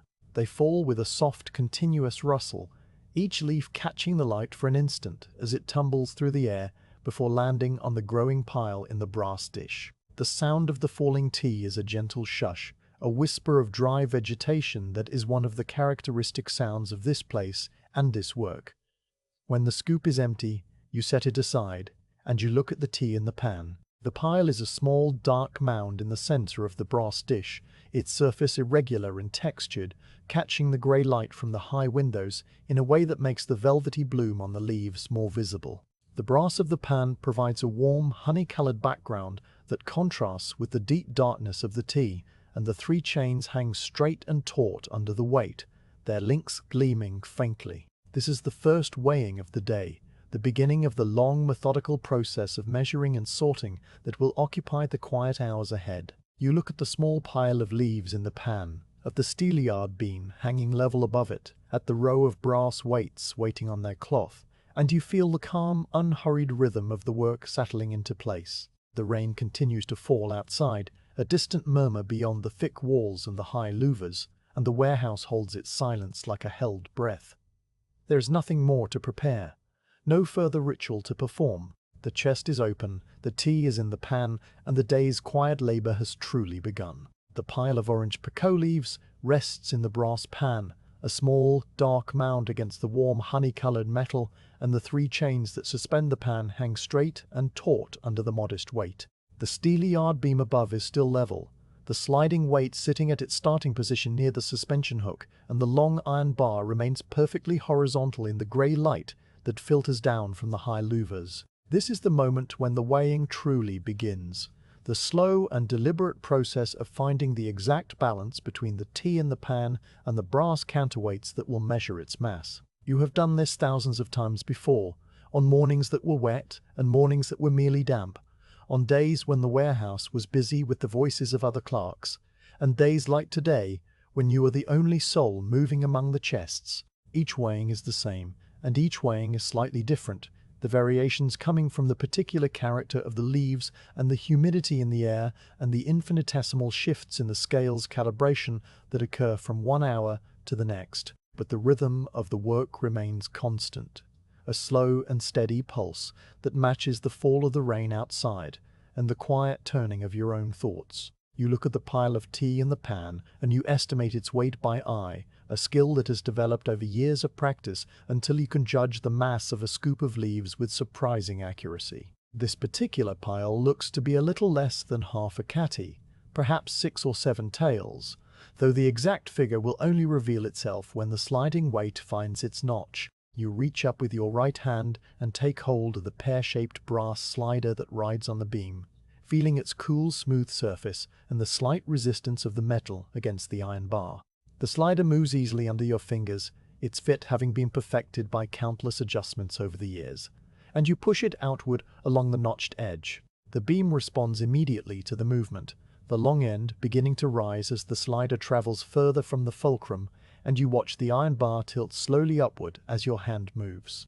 You stop the slider when it reaches the notch marked for 5 tails, a point about a third of the way along the beam's length, and you release it. The beam hesitates for a moment, suspended between the weight of the tea in the pan and the counterforce of the slider, and then it settles into a new position. The long end is still too high, the pan pulling the short end down with more force than the slider at 5 tails can balance. This tells you that the tea weighs more than 5 tails, which you already suspected. You reach up again and move the slider outward to the next notch, the one marked for 6 tails, and you release it once more. The beam responds by lowering slightly, the long end descending toward the horizontal, but it stops just short of level, still a fraction too high. The tea weighs more than 6 tails but less than 7, and the true weight lies somewhere in the narrow space between the notches. This is the delicate part of the weighing, the moment when you must adjust not the slider but the tea itself to achieve the exact balance required for the merchant's record. The scale is a precise instrument, but it is not infinitely adjustable. The notches on the beam represent fixed increments of 1 tail each, and for weights that fall between these increments you must either add or remove leaves from the pan until the beam settles into perfect level at the nearest notch. The merchant expects the tea to be weighed and recorded in whole tails, and your task is to ensure that each lot you process meets this standard. For this first scoop of Orange Pekoe, you decide to aim for a weight of 7 tails, which will require adding a small amount of tea to the pile in the pan. You reach for the wooden scoop that rests on the shelf of the tripod, and you dip it gently into the open chest of Orange Pekoe, taking up only a small quantity of leaves this time, no more than would fill the hollow of your palm. You carry the scoop back to the weighing station, and you hold it over the brass pan, tilting it slowly so that the leaves fall in a thin, controlled stream. The tea cascades down with a soft rustling sound, each leaf separating from its neighbors and drifting through the grey air to land on the growing pile. The pile in the pan shifts and settles onto the new addition, the leaves rearranging themselves into a slightly taller, slightly broader mound, and the chains tighten almost imperceptibly as the weight increases. You watch the beam as you add the tea, your eyes fixed on the long end, and you see it begin to descend slowly, the iron bar moving downward by fractions of an inch as the weight in the pan grows. When the beam approaches the horizontal, you stop adding leaves and set the scoop aside, letting the last few fragments fall from its curved edge into the pan. The beam continues to move for a moment, its motion slowing as it nears the level position, and then it comes to rest. The long end is now very slightly below the horizontal, the pan heavier than the 7-tail notch on the beam. You have added a little too much tea, and the weight in the pan now exceeds 7 tails by a small margin. This is a common occurrence, and it is easily corrected. You reach into the pan with your thumb and forefinger, and you remove a few leaves, selecting them carefully from the top of the pile, and you drop them back into the open chest. The beam rises slightly in response, and you remove another small pinch of leaves, watching the iron bar climb toward the level. After 3 or 4 such adjustments, each one removing a tiny amount of mass from the pan, the beam settles into perfect horizontality, the upper edge a straight line parallel to the packed earth floor. The sliding weight rests precisely on the 7-tail notch, and the pan contains exactly 7 tails of Orange Pekoe leaves, measured and balanced and ready for the next stage of the process. You let the scale rest in this balanced state for a moment, observing the stillness of the beam and the taut, motionless chains and the quiet pile of tea in the brass dish. The warehouse is silent around you, except for the distant murmur of the rain, a sound that has become so constant it is more like a texture in the air than a noise. A single dust mote drifts through one of the grey columns of light from the high windows, turning slowly as it falls, catching the pale illumination and glowing for an instant like a tiny star before it passes into shadow and disappears. You take a slow breath, feeling the cool, tea-scented air fill your lungs and release, and then you move on to the next part of the morning's work. The 7 tails of Orange Pekoe in the pan are not yet ready to be transferred to the linen storage bags or recorded in the ledger. First they must be examined, leaf by leaf, to remove any material that does not meet the merchant standard for export. This is the sorting, the most time-consuming and repetitive part of the clerk's duties, and it is the work that will fill the long, quiet hours of the monsoon days. The tea that arrives from the inland plantations is of generally good quality, but even the finest lots contain a certain amount of material that must be culled, small twigs and stems that were not separated during the initial processing, broken fragments of leaf that will brew too quickly and make the tea bitter, leaves that are discolored or misshapen or otherwise imperfect. These rejected bits are set aside in a separate basket, and they will be sold locally at a much lower price or used for other purposes within the city. The tea that remains after sorting will be the export grade, the leaves that will travel across oceans to fill the porcelain pots of distant households. You reach for the flat wooden tray that leans against the leg of the tripod, and you set it on your lap as you sit on the low stool. The tray is a simple rectangle of lightweight wood with a low rim on all 4 sides, and its surface has been worn smooth by the passage of countless leaves. You lift the brass pan from its hook, holding it carefully by the rim so as not to spill the tea, and you tip it gently over the wooden tray. The leaves slide out in a single soft rush, spreading across the pale wood in a dark, irregular layer. The sound they make is a gentle shush, a whisper of dry vegetation settling onto a flat surface, and then the tray is covered with a thin carpet of Orange Pekoe, the individual leaves distinct and separate now that they are no longer piled together in the pan. You set the empty brass pan back on its hook, and it sways gently for a moment before coming to rest, the chains chiming softly against each other. Then you turn your full attention to the tray on your lap and the leaves spread across its surface. In this flat arrangement, with the pale wood providing a contrasting background, every leaf is visible and every imperfection is revealed. The light from the high windows falls across the tray in a diffuse wash, bright enough to see details, but soft enough not to strain the eyes. And you begin the slow, methodical work of sorting. Your right hand moves over the tray, your fingers selecting individual leaves and small clusters and drawing them toward you for closer inspection. The first few leaves you examine are good ones, the tight spirals of the Orange Pekoe that are the hallmark of the grade. They are dark and glossy, with that faint velvety bloom, their edges curled inward, and their surfaces marked with the fine veins that run like rivers across a map. You pick up one such leaf and hold it between your thumb and forefinger, feeling its light, dry texture and the slight springiness that indicates it has been properly dried. The leaf is whole and unbroken, its shape a perfect miniature scroll, and it carries the characteristic citrus-like fragrance of the Orange Pekoe. You set this leaf aside on the left side of the tray, beginning a new pile of the accepted tea that will eventually be transferred to the linen bag.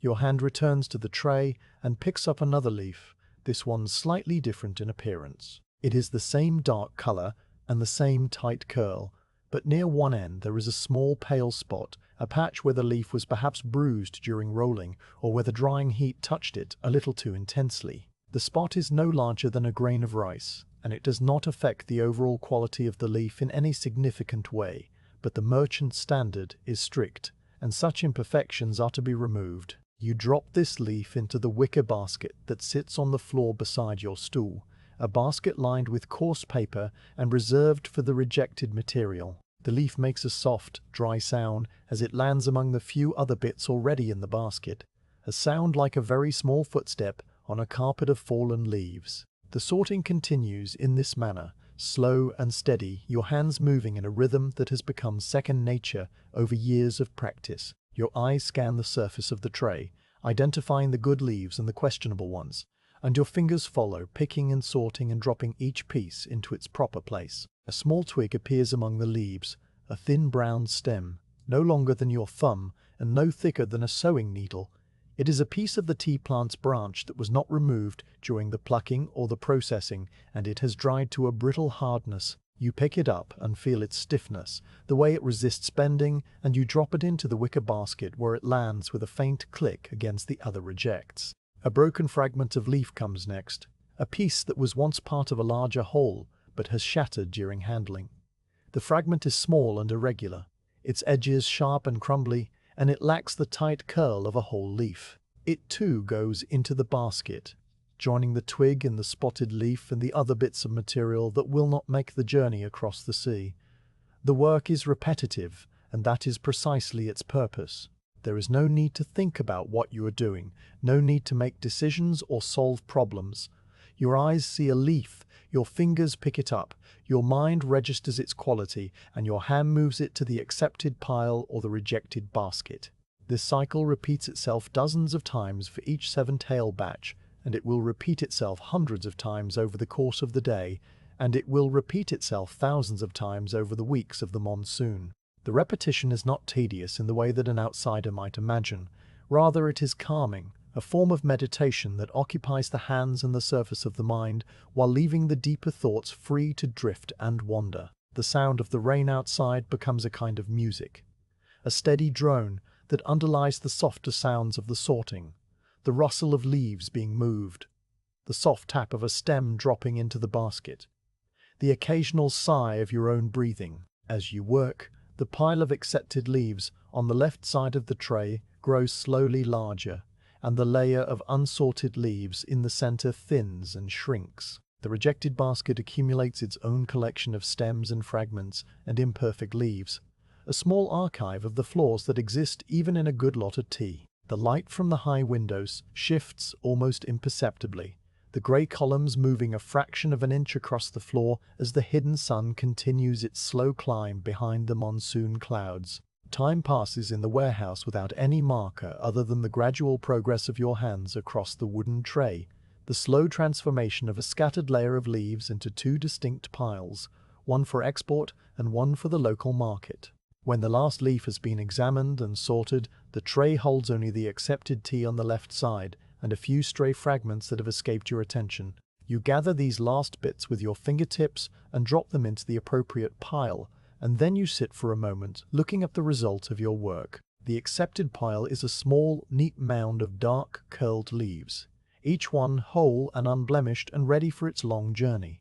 The leaves gleam softly in the dim light, their velvety bloom catching the grey illumination and transforming it into something warmer, something almost golden.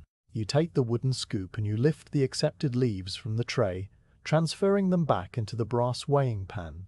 The pan receives them with a soft rustle, and the chains tighten once more under the familiar weight. You will weigh this batch again to confirm that the weight remains 7 taels after the removal of the rejects, and if it does not, you will add a few leaves from the chest to bring it back to the exact measure. But that is a task for a moment later, and for now you simply sit on the low stool with the tray empty on your lap and the rain falling steadily outside. The rhythm of the work still pulsing quietly in your hands and your thoughts. The wicker basket at your feet holds perhaps a tale of rejected material from this first batch, a collection of stems and fragments and imperfect leaves that represents the small, necessary loss that attends every sorting. The basket is lined with coarse paper that crinkles softly when the contents shift, and the paper is already beginning to absorb the faint scent of the tea rejects, a slightly sharper and more astringent smell than the mellow fragrance of the whole leaves. Later in the day, when the basket is full, you will carry it to the back of the warehouse where the rejects are accumulated and eventually sold to the local tea shops that supply the city's residents. But that is still many hours away, and the basket has plenty of room for the material that will be culled from the many batches yet to be weighed and sorted on this quiet monsoon day. You lift the brass pan from its hook once more, and you pour the accepted leaves back into the open chest of Orange Pekoe, but not into the same compartment from which they came.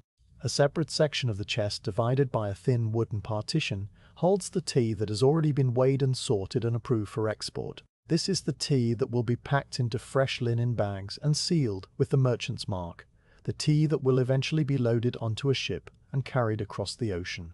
The leaves fall into this section with a soft rustling sound, joining the small amount of previously sorted tea that already rests there. You set the empty pan back on its hook, and you look into the chest at the two compartments, one still full of unsorted leaves, the other holding the small but growing accumulation of the approved tea. The contrast between the two is subtle but visible, the unsorted leaves perhaps a shade darker or a fraction less uniform, though the difference is really one of certification rather than appearance. The approved tea has been examined and passed, and that knowledge gives it a different quality in your mind, even if your eyes cannot detect the distinction. You take a slow breath and you reach for the wooden scoop once more, dipping it into the unsorted compartment and lifting out another measure of Orange Pekoe leaves. The scoop fills with a soft pressure and you carry it to the weighing pan and tip it gently, watching the leaves cascade down in their familiar rustling stream. The pile in the pan grows, the chains tighten, and the beam tilts slowly downward on the short end. You reach for the sliding weight and begin the process again, moving it outward along the notched beam, watching the iron bar respond, adjusting the quantity of tea until the balance is perfect and the beam hangs level and still. Another 7 taels of tea, measured and ready for the sorting tray, and the cycle continues, unhurried and unvarying, while the rain falls on the tiled roof high above and the warehouse holds its quiet peace. The morning passes in the warehouse without any marker of its passage, other than the slow accumulation of sorted tea in the approved compartment of the Orange Pekoe chest and the gradual filling of the wicker basket with rejected stems and fragments. The work of weighing and sorting continues in its steady, unvarying rhythm, each 7-tael batch following the one before it, with the quiet inevitability of waves lapping against a stone quay. Your hands move through the familiar motions of scooping and balancing and examining, and your mind drifts in the peaceful space that opens up when the body is occupied with a task that requires attention but not thought. The sound of the rain remains constant, a soft, pervasive hush that seems to come from everywhere and nowhere, filling the high spaces of the warehouse and pressing gently against the thick walls. Occasionally the rain intensifies for a few minutes, the sound rising to a more insistent patter as a heavier band of cloud passes overhead, and then it subsides again to its baseline murmur, a rhythm as steady as breathing. The light in the warehouse changes so slowly that you do not notice the shift until you look up from the sorting tray and realize that the grey columns falling from the high windows have moved. They no longer fall in the same places on the packed earth floor where they fell when you first sat down on the low stool. The column nearest to you, the one that falls just to the left of the weighing station, has crept forward by perhaps the length of your forearm, its edge now touching the corner of the cloth on which the brass weights rest.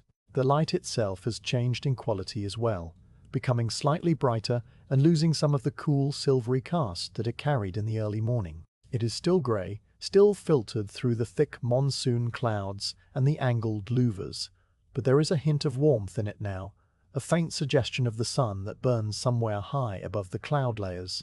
This is the light of midday, the zenith hour, when the hidden sun stands as high as it will climb on this wet and overcast day, and its presence is felt even if it cannot be seen. You set down the wooden tray on your lap, and you sit for a moment with your hands resting on its smooth surface, feeling the slight ache that has begun to settle into the muscles of your shoulders and the base of your neck. The ache is not pain. It is simply the quiet signal that you've been sitting in one position for several hours, your head bent over the tray and your hands moving in their repetitive dance. You roll your shoulders slowly, once and then again, and you feel the muscles stretch and release, the tension draining away into the cool, tea-scented air. Your eyes travel across the warehouse, noting the familiar shapes of the stacked chests, and the dark timbers of the roof, and the faint gleam of the brass weights on their cloth. The space is as quiet as it has been all morning.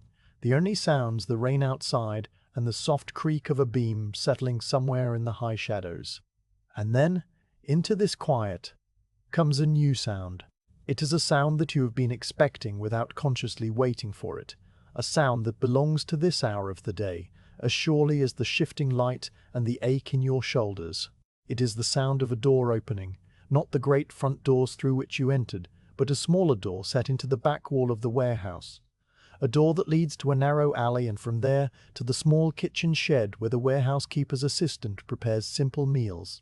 The door opens with a soft scrape of wood against the stone threshold, and a figure steps through, carrying something in both hands. The assistant is a person of few words and quiet movements, someone who has worked in and around the warehouse for many years and who understands the value of silence in a place dedicated to the patient storage of tea. You do not know much about this person beyond what you have observed during the many midday hours you have spent in this building. The assistant wears plain, dark clothing similar to your own, garments that have been washed so many times they have faded to a soft, indeterminate color, somewhere between gray and brown. The assistant's face is calm and unreadable, and the eyes that meet yours across the dim space carry a simple acknowledgement, a recognition of your presence and the routine that brings you both to this moment. No words are spoken, and none are needed. The assistant walks slowly across the packed earth floor, footsteps making almost no sound, and approaches the weighing station where you sit on your low stool. In the assistant's hands is a small wooden tray, and on the tray rests a single ceramic bowl. The bowl is a simple object, wider than it is tall, with a curved profile that fits comfortably in cupped hands.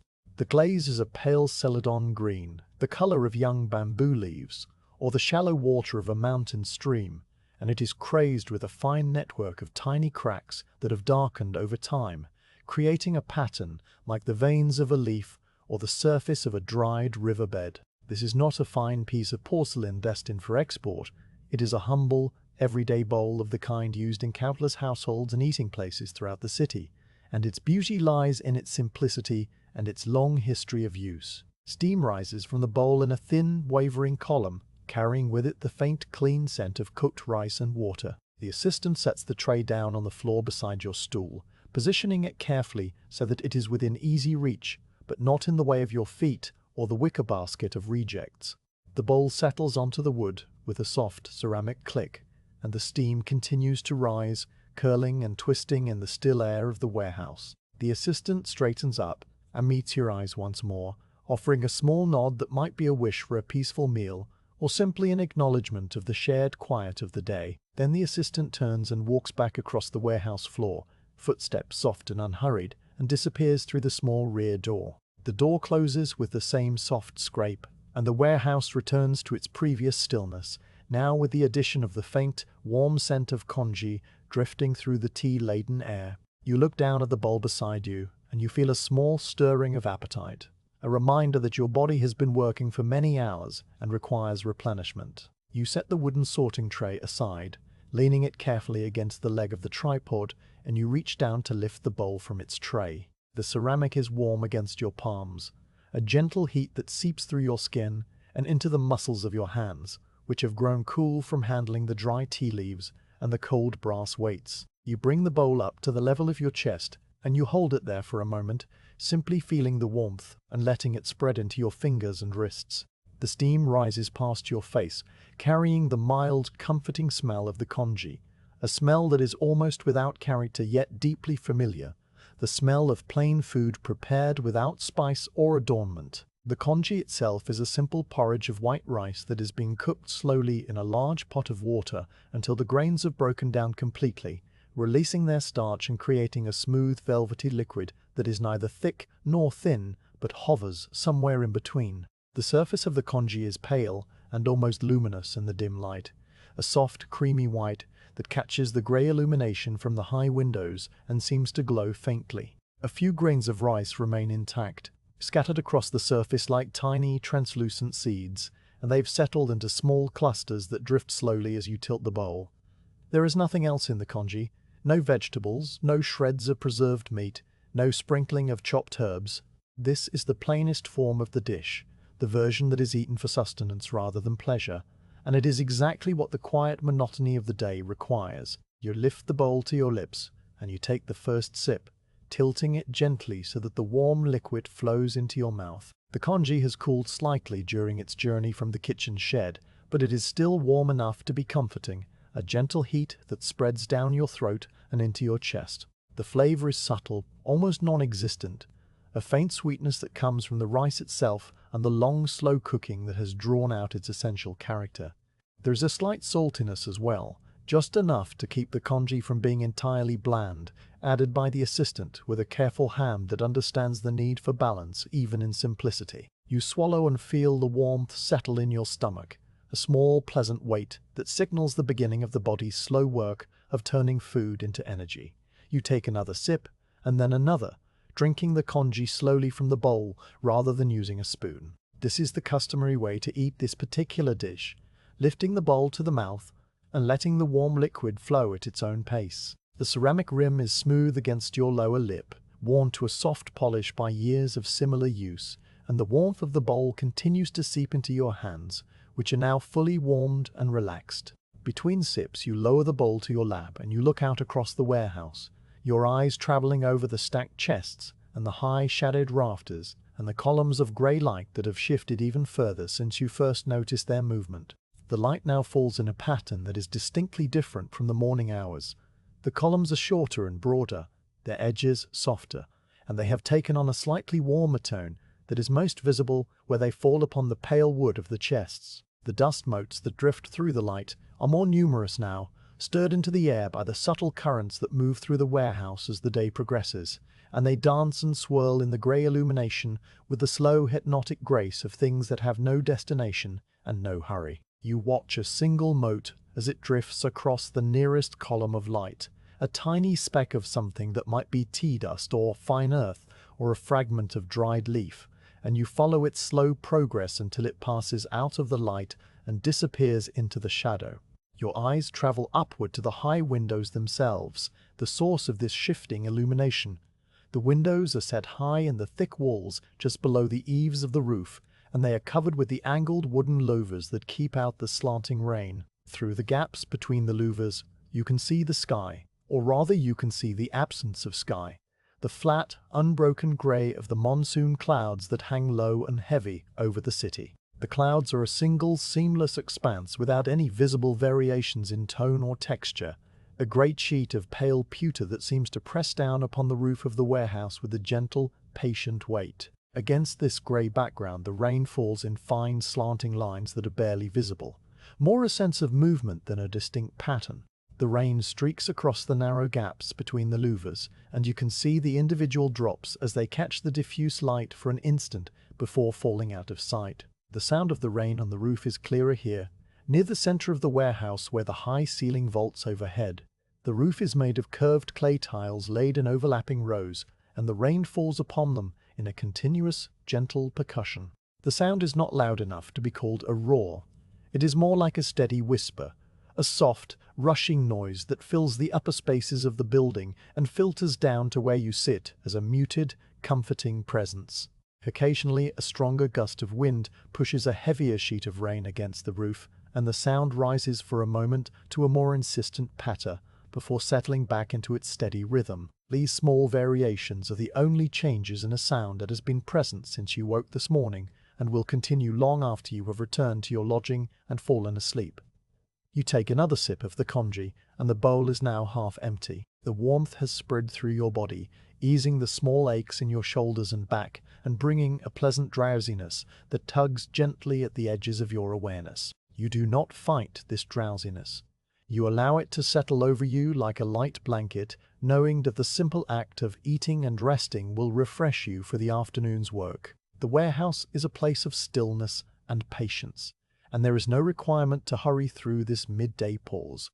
The tea will wait in its chests, as it has waited for weeks, and the scale will hang level and ready for your return. You lower the bowl to your lap and you let your gaze drift across the interior of the warehouse once more, noting the small details that have become familiar over the many days you have spent in this space. The stack of English-bound chests against the left wall, their light-colored wood and black iron banding, catching the grey light in a pattern of pale rectangles and dark lines. The taller stack of Dutch-bound chests beyond them, their seals of lime paste showing the fine cracks that you noted earlier in the week.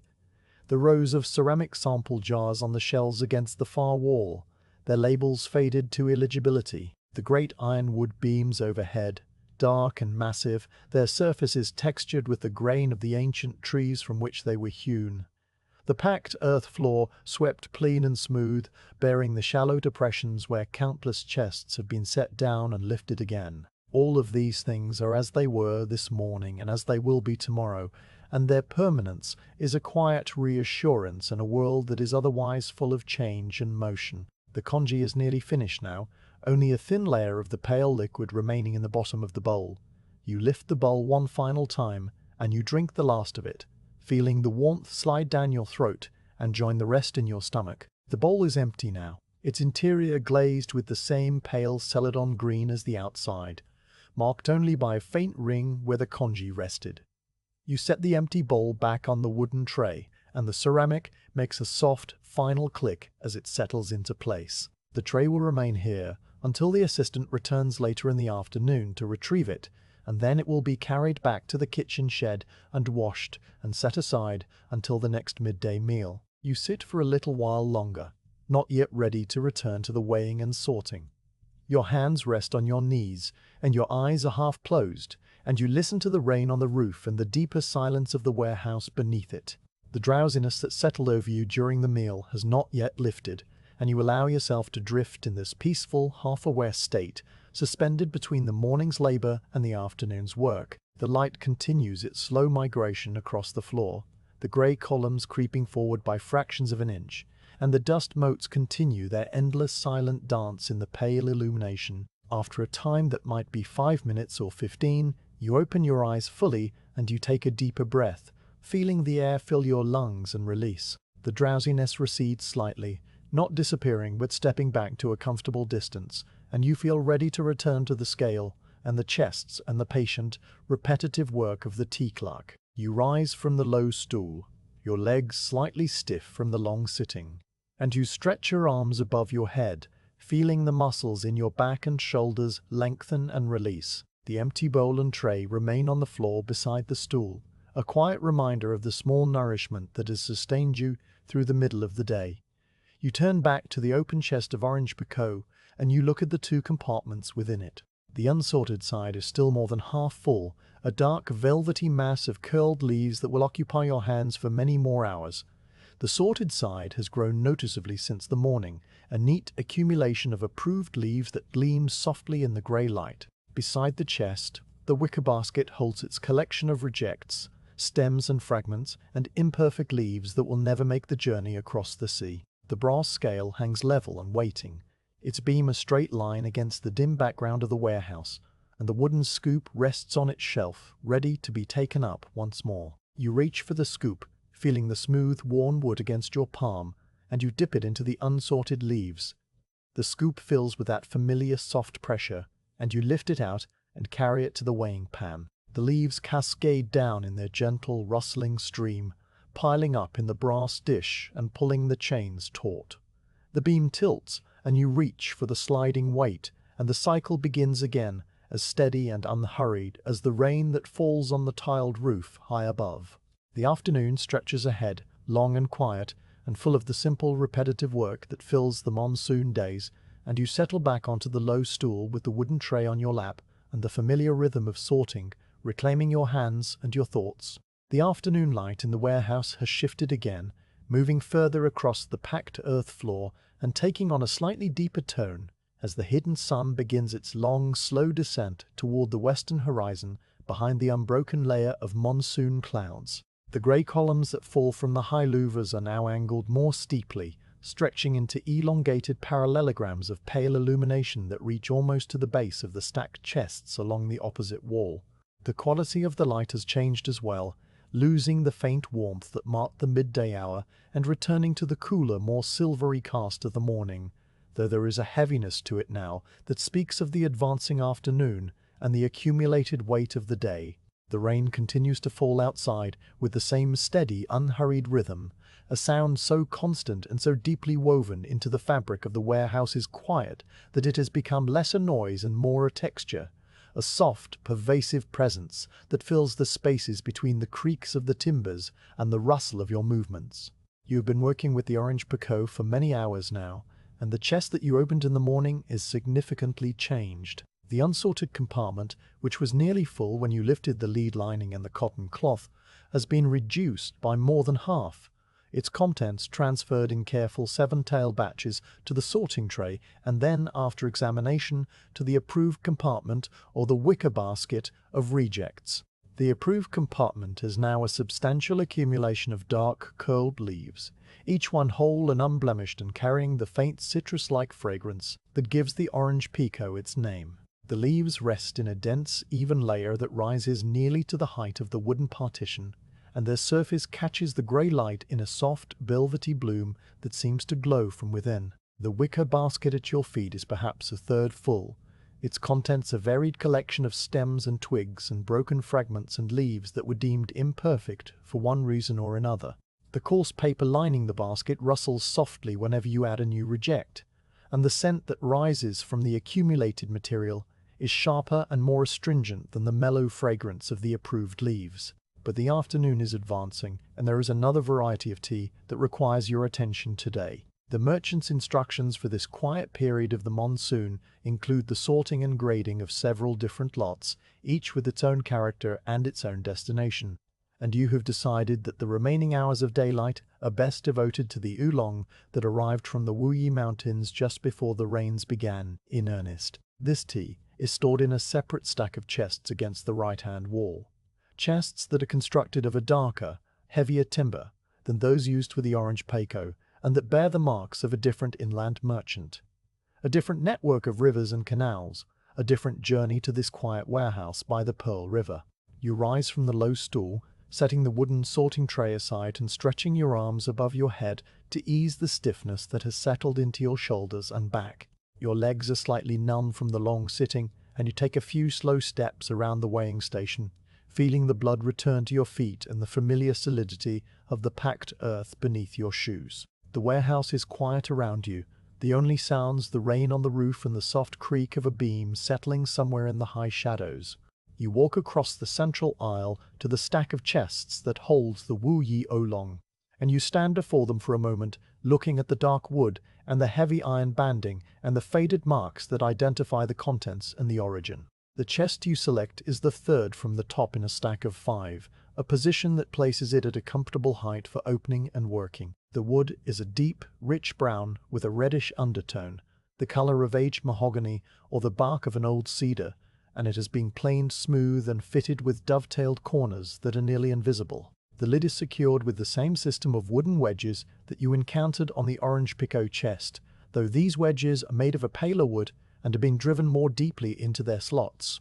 The red wax seal is intact, a circular blob of darkened crimson pressed against the twine that wraps around the chest, and it bears the impression of a different chop, the characters slightly larger and more angular than those on the Orange Pekoe seal. You test the seal with your thumb, feeling its cool, hard surface and the fine network of cracks that have developed as the wax aged, and it holds firm. The process of opening the chest is the same as it was in the morning, though the familiarity of the motions gives them a different quality now, a sense of continuation rather than beginning. You pull the wooden wedges from their slots one by one, feeling the dry friction of wood against wood, and you set them in a small pile on the floor. You place your palms flat on the lid and push gently upward, working it back and forth until the tight fit releases and the lid comes free in your hands.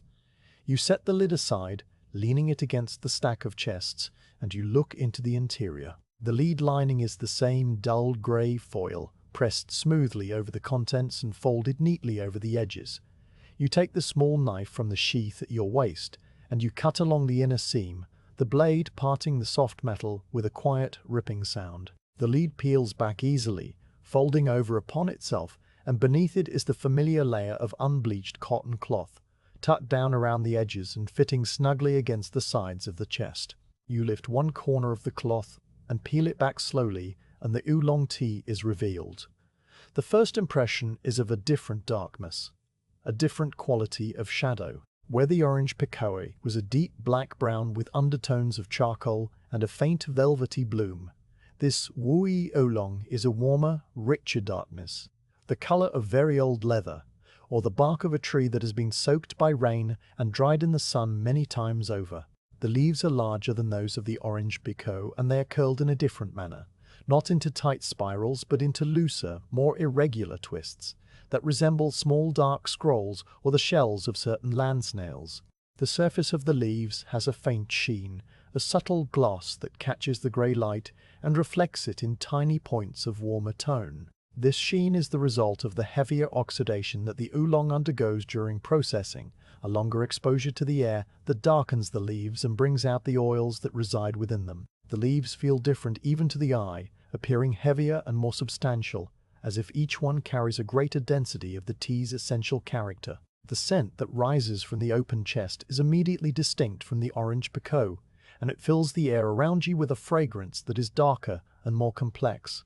There is no citrus note here, no suggestion of bright rind or fresh sharpness. Instead, the aroma is built upon a foundation of something roasted and warm, the smell of grains that have been toasted over a low fire, or the crust of bread that has been baked to a deep golden brown. This roasted note is layered with a floral quality that is not sweet or perfumed, but rather dry and subtle, like the scent of orchids that have been pressed between the pages of a book for many years. And beneath these top notes there is a mineral quality, a cool, stony scent that speaks of the rocky cliffs and the mineral-rich soil of the Wuyi Mountains where the tea bushes grow. This is the famous rock fragrance, the Yan Yun, that distinguishes the true Wuyi Oolong from teas grown in other regions, and it is a scent that you have learned to recognize and appreciate over your years of working among the chests. You reach into the chest, and you take up a small handful of the leaves, lifting them to the level of your eyes and turning them slowly in your palm. The sensation against your skin is different from the Orange Pekoe. These leaves are heavier, denser, and they have a slight oiliness that makes them feel almost damp, though they are perfectly dry to the touch. The oil is the natural essence of the tea, concentrated by the long oxidation and the careful firing, and it gives the leaves a subtle cling that causes them to adhere to each other and to your skin in a way that the drier Orange Pekoe did not. You rub a single leaf gently between your thumb and forefinger, feeling its texture, the slight resilience that speaks of proper drying, and the faint, pleasant roughness of the surface. The leaf is whole and unbroken. Its edge is curled inward, and its shape a loose, irregular twist that would unfurl slowly in hot water, releasing its flavor in stages. You let the handful of leaves fall back into the chest, and they settle onto the surface with a sound that is softer and heavier than the rustle of the Orange Pekoe, a sound like the turning of pages in a book that has been bound in thick paper. Then you turn away from the chest and you walk back to the weighing station, but you do not sit down on the low stool immediately. Instead, you reach for a different tool, one that you have not used yet today, and that is specifically suited to the sorting of the Wuyi Oolong. The tool is a copper tray, wider and shallower than the wooden sorting tray, and it hangs from a hook on the side of the tripod where it has been waiting since you last used it many days ago. The tray is made of a single sheet of copper that has been hammered into a shallow, rectangular shape with a low rim on all four sides. The copper has aged to a warm reddish-brown tone, darker at the edges where countless hands have held it, and brighter at the center where the constant passage of tea leaves has burnished the metal to a soft gleam. The surface of the copper is not smooth. It bears the faint marks of the hammer that shaped it, a subtle texture of tiny dimples that catch the light in a gentle, diffused manner. But the most important feature of this tray is the bottom, which is not a solid sheet of metal, but a fine mesh of copper wire woven into a grid of small square openings.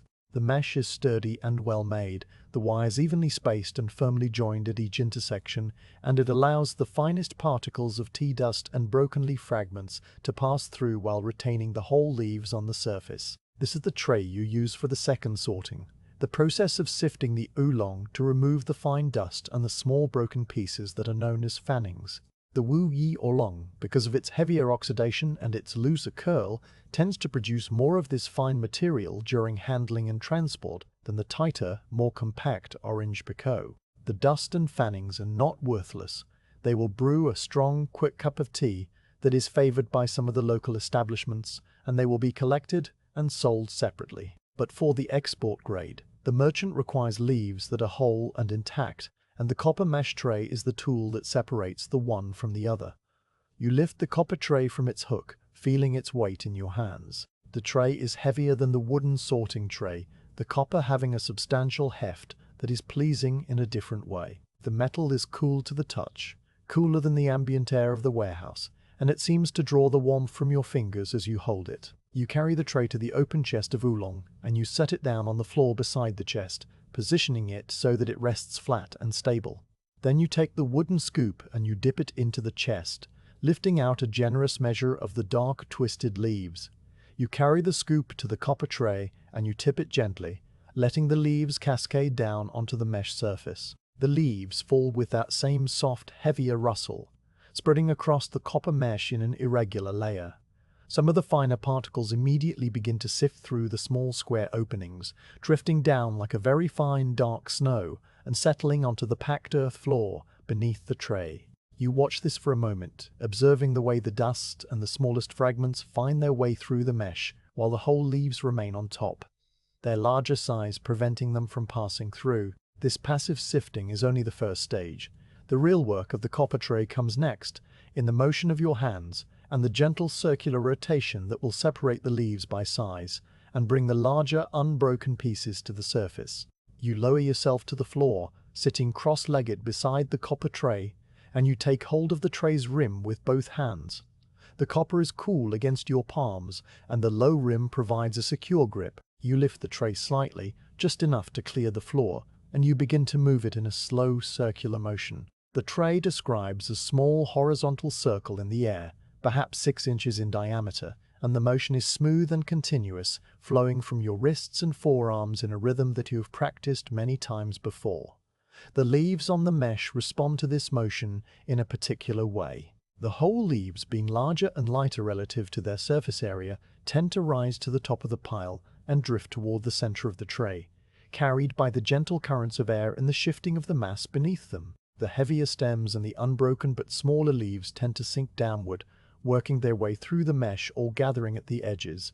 The finest dust continues to sift through the openings, falling in a thin, dark stream onto the floor where it accumulates in a soft, powdery layer. You continue the circular motion, your hands moving in that slow, steady rhythm, and you watch the leaves as they respond. The surface of the pile becomes more uniform as the whole leaves gather at the top, their dark, glossy twists catching the grey light and reflecting it in a subtle sheen. The larger stems, the ones that are too thick to pass through the mesh, become visible as they rise to the surface or lodge against the wires, and you pluck them out with your free fingers, dropping them into the wicker basket that you have moved to sit beside you on the floor. The basket is now positioned to receive the rejects from both the Orange Pekoe sorting and this new oolong sifting, and its contents are becoming more varied, a small archive of the imperfections that exist in every lot of tea. The motion of the copper tray is calming in a way that is different from the stillness of the wooden sorting tray. There is a gentle physical engagement in the rotation, a soft use of the muscles in your arms and shoulders that feels like a quiet dance, a slow and measured movement that has no purpose other than the separation of leaves. The sound of the sifting is a soft, continuous shush, the whisper of dry leaves sliding against copper mesh and against each other, punctuated occasionally by the faint tick of a stem dropping into the basket or the soft plop of a rejected leaf being set aside. This sound joins the rain on the roof and the creak of the timbers and the distant murmur of the river, and together they form the music of the afternoon, a lulling, repetitive symphony that fills the warehouse and your awareness. After several minutes of this gentle rotation, You set the copper tray down on the floor and you look at the results. The surface of the mesh is now covered with a layer of whole oolong leaves, their dark, twisted shapes arranged in a loose, even distribution.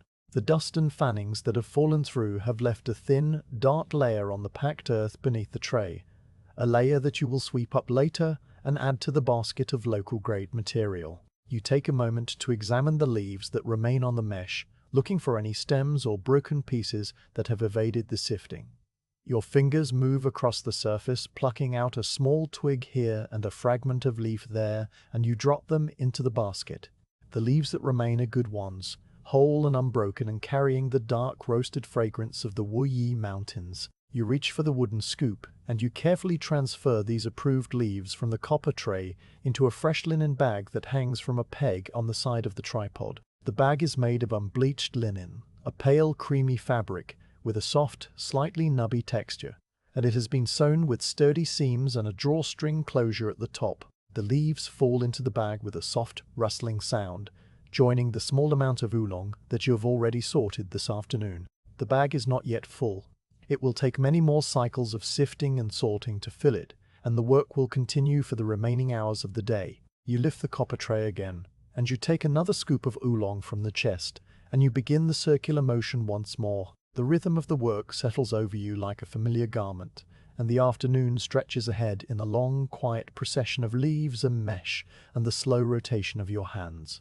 The rain falls on the tiled roof, the light shifts by fractions of an inch across the floor, and the warehouse holds its patient silence around you, waiting for nothing and everything, content in the simple, repetitive labor of the monsoon season. The afternoon has deepened into that long, slow stretch of hours, when the light from the high windows begins to lose even the faint silver cast it carried through the middle of the day and settles into something dimmer and heavier, a grey that is almost blue in the deepest shadows. The rain continues its steady fall outside, a sound so constant that it has become a part of the warehouse's own silence, woven into the creaks of the timbers and the soft rustle of your movements, like a thread that runs through the whole fabric of the day. The copper tray has been used many times now, its mesh surface darkened by the fine dust of the Wuyi Oolong, and the pile of sifted leaves that awaits the final transfer has grown substantial. Beside the tripod, hanging from its wooden peg,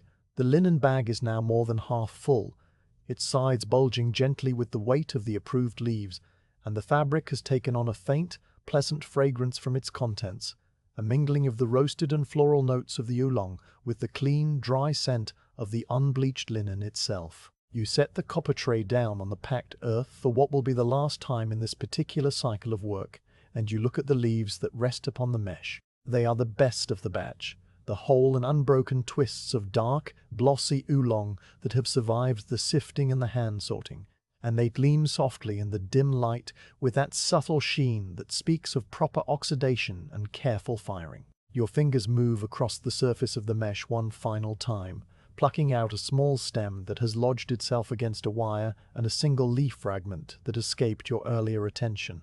These rejects are dropped into the wicker basket, which now holds a varied collection of material from both the Orange Pekoe and the Oolong, a small mountain of stems and twigs and broken pieces, and the fine dust that has been swept up from the floor beneath the copper tray. The basket is nearly full, and the coarse paper lining rustles softly whenever you add a new piece, a sound like the turning of dry leaves in a light wind. Now comes the transfer, the moving of the sifted and sorted oolong from the copper tray to the waiting linen bag.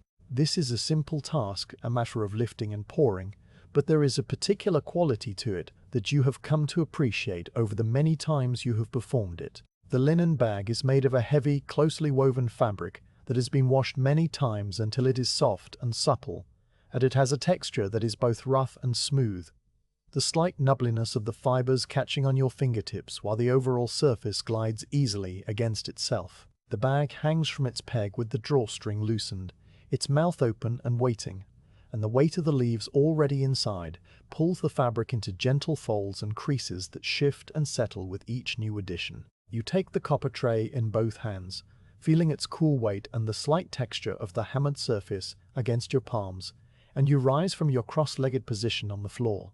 Your knees protest faintly with the stiffness of the long sitting, and you stand for a moment, letting the blood flow return to your legs and feet. Then you carry the tray the few steps to where the linen bag hangs, and you position the tray's rim against the bag's opening. The copper touches the linen with a soft, muffled sound, metal against fabric, and you tilt the tray slowly, carefully, so that the leaves begin to slide. The sound they make as they fall into the bag is different from the sounds they have made at any other point in the day. When the leaves were scooped from the chest and poured into the weighing pan, they made a bright, rustling shush, a sound of dry things falling through air onto hard brass. When they were sifted on the copper mesh, they made a softer, more continuous whisper, the sound of leaves sliding against metal and against each other. But now, falling into the linen bag among other leaves, they make a sound that is muffled and gentle, a soft, rhythmic thumping as each handful lands on the growing pile. It is a sound like a very distant drum, or like the heartbeat of some small, quiet creature, and it is accompanied by the softer sound of the linen itself shifting and settling under the added weight. The fabric rustles and sighs, the folds rearranging themselves, and the bag bulges outward a little more with each addition. When the copper tray is empty, you set it aside on the floor and you look into the bag. The leaves inside form a dark, uneven surface, the individual twists of oolong visible as distinct shapes in the dim light. You reach into the bag with one hand and you gently pat down the surface, pressing the leaves into a more compact layer so that the bag will hold more without spilling. The leaves give under your palm with a soft, springy resistance, and the scent of the oolong rises more strongly from the disturbed surface, that warm roasted fragrance with its undertones of orchid and whetstone. Your hand comes away with a faint dusting of tea particles clinging to the skin, and you brush them off into the bag, watching the tiny dark specks fall and disappear among the larger leaves. The transfer is repeated several more times as you work through the remaining sifted oolong that has accumulated beside the copper tray. Each time you lift the tray, carry it to the bag and tilt it slowly, watching the dark stream of leaves pour into the linen opening. Each time the bag accepts the new addition with that soft, rhythmic thumping and the gentle rustle of settling fabric. And each time the level of leaves inside rises a little higher, climbing toward the drawstring at the top, until finally the bag is full. Not overflowing, not packed so tightly that the leaves are crushed, but comfortably full, the fabric stretched smooth over the rounded mass of the contents, and the drawstring still able to close without strain. You set the empty copper tray aside for the last time, and you turn your full attention to the linen bag. The fabric has been transformed by its contents. What was a loose, shapeless sack hanging from a peg is now a firm, rounded bundle with a satisfying weight and a pleasant solidity. The linen has taken on the color of the tea in a subtle way, not stained but somehow warmed, the pale cream of the unbleached fabric now seeming to carry a faint undertone of the dark leaves within. You place your hands on the sides of the bag and you feel the mass of the tea through the fabric, the slight give of the leaves and the way they shift and settle under pressure. The texture of the linen is pleasant against your palms, that combination of softness and slight roughness that comes from long use and many washings. Now you must close the bag. The drawstring is a length of the same linen fabric, twisted into a cord and threaded through a hem at the top of the bag. You take hold of the two ends of the cord and you pull them gently, drawing the hem together.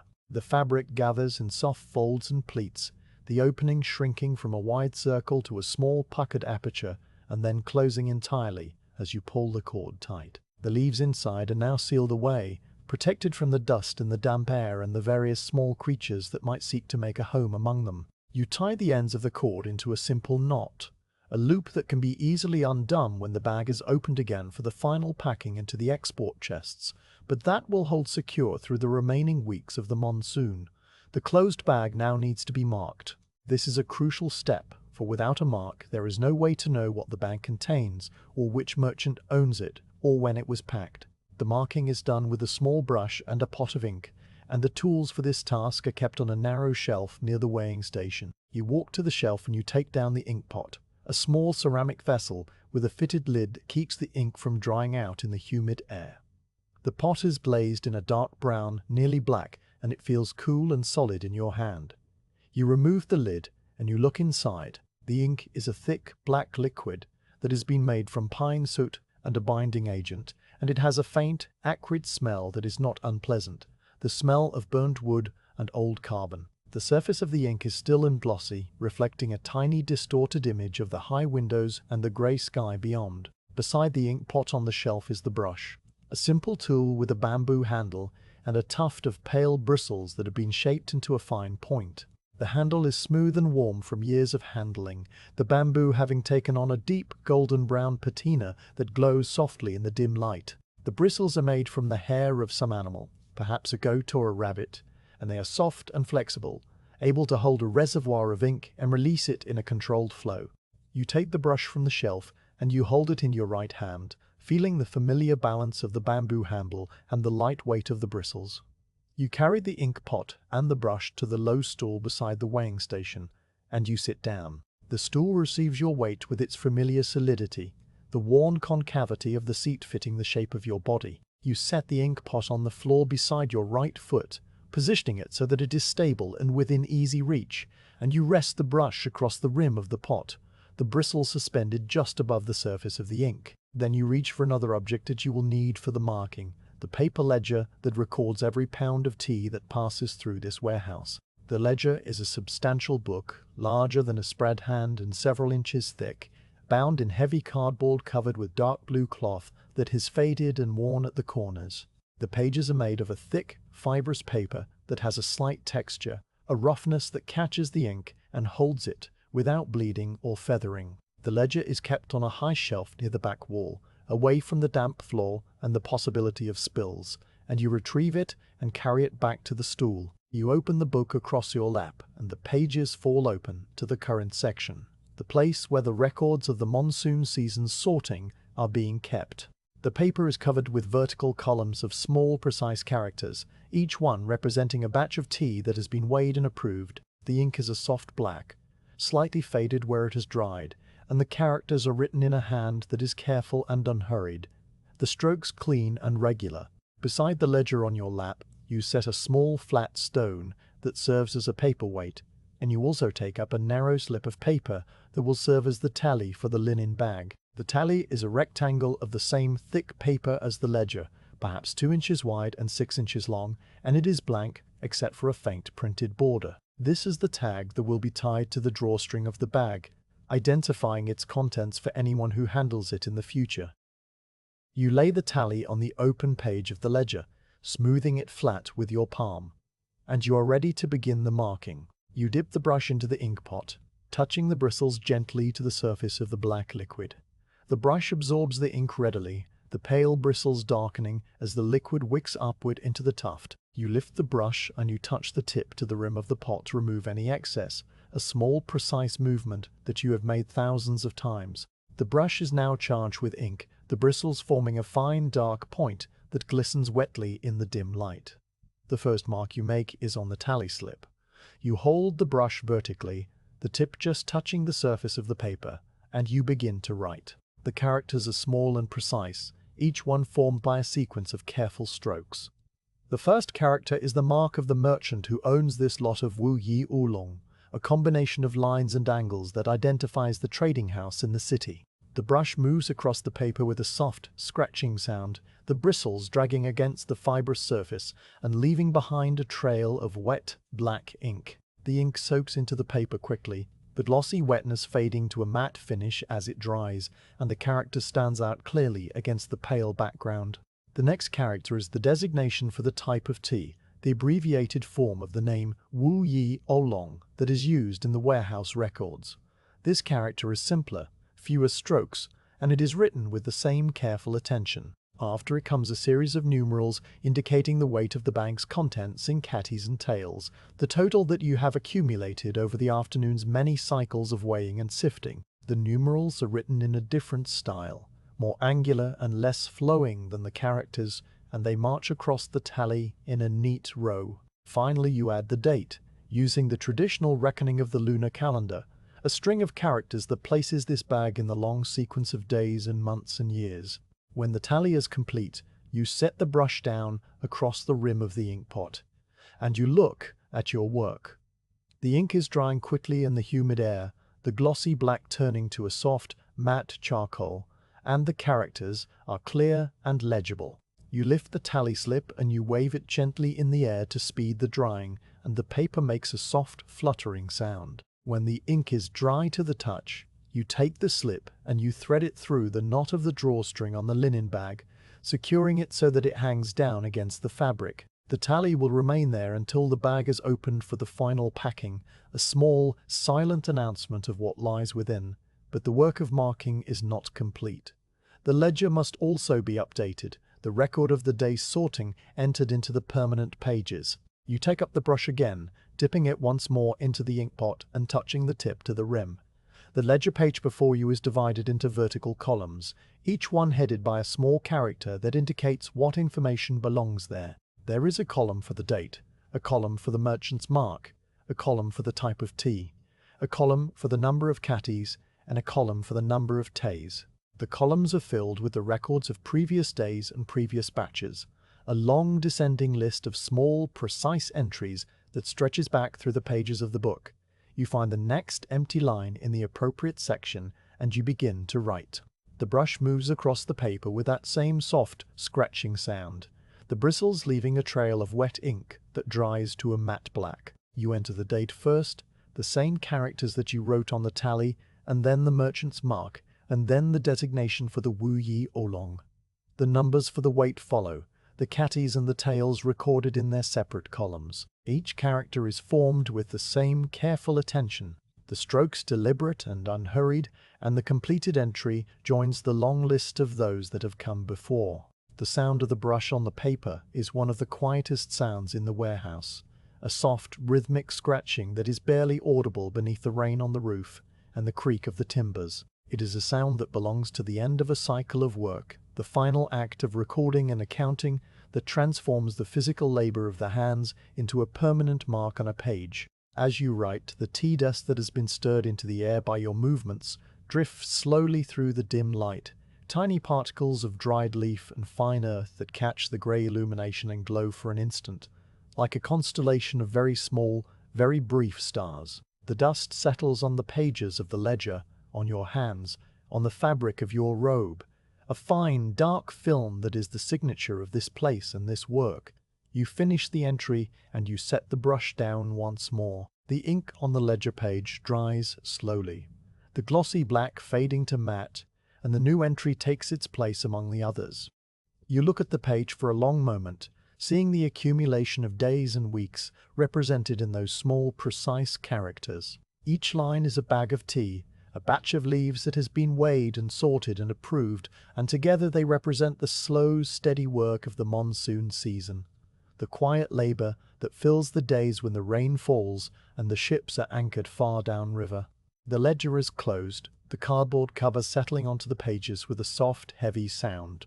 You return the book to its shelf near the back wall, and you return the ink pot and the brush to their places beside it. The brush is rinsed in a small cup of water that you keep for this purpose, the bristles swirled gently until the water darkens and the brush runs clean. You dry the brush on a scrap of cloth, and you set it down beside the ink pot, ready for the next time it is needed. The linen bag hangs from its peg, full and sealed and marked, its tally slip hanging down against the pale fabric. The bag will remain here for the rest of the monsoon, joining the other bags that will accumulate as the weeks pass, until the rains end and the ships return and the tea begins its long journey across the sea. For now it is simply a presence in the dim warehouse, a quiet, rounded shape among the stacked chests and the waiting tools, a small monument to the patient work of the afternoon. The rain continues to fall on the roof, the light continues its slow fade toward evening, and you sit for a moment on the low stool, your hands resting on your knees, feeling the calm, tired satisfaction of a task completed and recorded. The light in the warehouse has been fading for some time, a slow and gradual dimming that is barely perceptible from one moment to the next, but that accumulates over the course of an hour into a noticeable change. The grey columns that fell from the high louvers have lost their edges, softening and spreading until they are no longer distinct shapes on the packed earth floor, but merely areas of slightly less darkness in the general gloom. The quality of the light has shifted as well, losing entirely the faint silver cast of the afternoon and taking on a deeper, bluer tone, the color of slate or of water seen through thick ice. This is the light of early evening, the hour when the hidden sun has dropped low enough behind the unbroken monsoon clouds that its illumination must travel through an even greater thickness of vapor and rain, arriving in the warehouse as a mere suggestion of brightness rather than a true presence. The high windows themselves are now rectangles of deep grey against the darker grey of the walls, and through the angled louvers you can see nothing of the sky, only a uniform, featureless expanse that seems to press gently against the glassless openings. The rain has not stopped, nor has it changed its rhythm. It falls with the same steady, unhurried persistence that it has maintained since you first woke this morning, a sound that has become so deeply embedded in your awareness that you would notice its absence more than its presence. The drops strike the curved clay tiles of the roof in their endless, gentle percussion, and the water runs down the channels between the tiles to fall from the eaves in a continuous, silver curtain that you can glimpse through the gaps in the louvers. The air inside the warehouse has grown cooler as the afternoon has advanced, and there is a new quality to the dampness now, a penetrating chill that settles into the fabric of your robe and the skin of your hands. This is the evening damp, the moisture that rises from the river and seeps through the walls and gathers in the still air as the temperature drops, and it carries with it the scent of wet stone and old timber, and the faint, muddy odor of the Pearl River itself. You have completed the weighing and sorting of the Wu Yi Oolong, and the linen bag hangs from its peg with its tally slip attached, a full and rounded shape in the dimness. The wicker basket at your feet is heavy with the day's accumulation of rejects, the stems and fragments and imperfect leaves that have been culled from both the Orange Pekoe and the Oolong. The basket's contents will need to be emptied into the larger bin at the back of the warehouse, but that is a task for tomorrow morning. For now the basket will remain where it is, covered with a square of coarse cloth to keep the dust from rising. The open chest of Oolong has been partially emptied, its unsorted compartment reduced by the afternoon's work, and the approved leaves have been transferred to the linen bag and recorded in the ledger. The Orange Pekoe chest, opened this morning, sits against the left wall with its lid leaning beside it, the sorted and unsorted compartments both visible in the fading light. Now comes the time for the closing of the day, the sequence of small tasks that will return the warehouse to its state of patient stillness and prepare the space for the long, wet night ahead. The first of these tasks is the returning of the brass weights to their felt-lined box. The weights have been sitting on the cloth beside the tripod since the morning, arranged in their neat row from largest to smallest, and they have acquired a fine dusting of tea particles from the air, a faint, dark bloom that dulls their polished surfaces. You kneel on the packed earth beside the cloth and you take up the soft linen rag that you use for cleaning the scale. One by one you lift each brass disc, wipe it gently with the cloth to remove the dust, and place it into its corresponding depression in the felt-lined box. The largest weight goes first, the one catty disc that is heavy and cool in your hand. Its edge is rounded and smooth. The felt receives it with a soft, muffled sound, and the weight settles into its nest with a satisfying snugness. The smaller weights follow in descending order, each one wiped and placed, until the smallest tail weight rests in its own tiny depression. The box now holds all of the counterweights, their brass surfaces gleaming faintly in the dim light, and you close the lid and secure the small brass clasp. The box is set back in its place on the floor beneath the tripod hook, where it will wait through the night and the next day's rain. The steelyard beam itself requires attention before you leave. You take the oiled cloth from the pocket of your robe, the same cloth you used this morning to wipe the iron and protect it from the damp. The cloth is still faintly moist with the oil, and you draw it slowly along the length of the beam one final time, covering the iron with a thin, protective film that will guard against the night's humidity.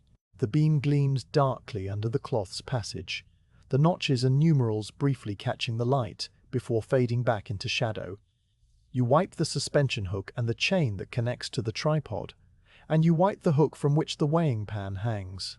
The pan itself is lifted from its hook and wiped inside and out, the brass burnished to a soft glow, and then it is reattached and left to hang in perfect stillness. The sliding weight is moved back to its starting position near the suspension point, and the beam settles into its level, neutral pose, the empty pan hanging motionless on its three slender chains.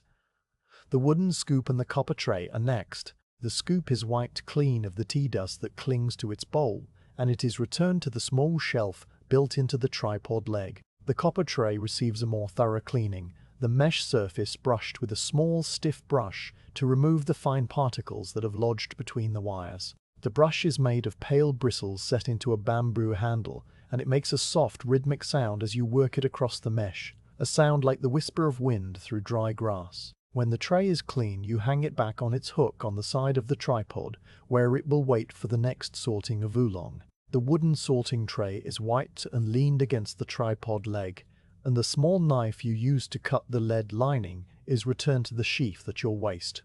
The open chest of Orange Pekoe must be closed and sealed against the night. You walk to the chest and you look down into its interior, at the two compartments with their different levels of leaves.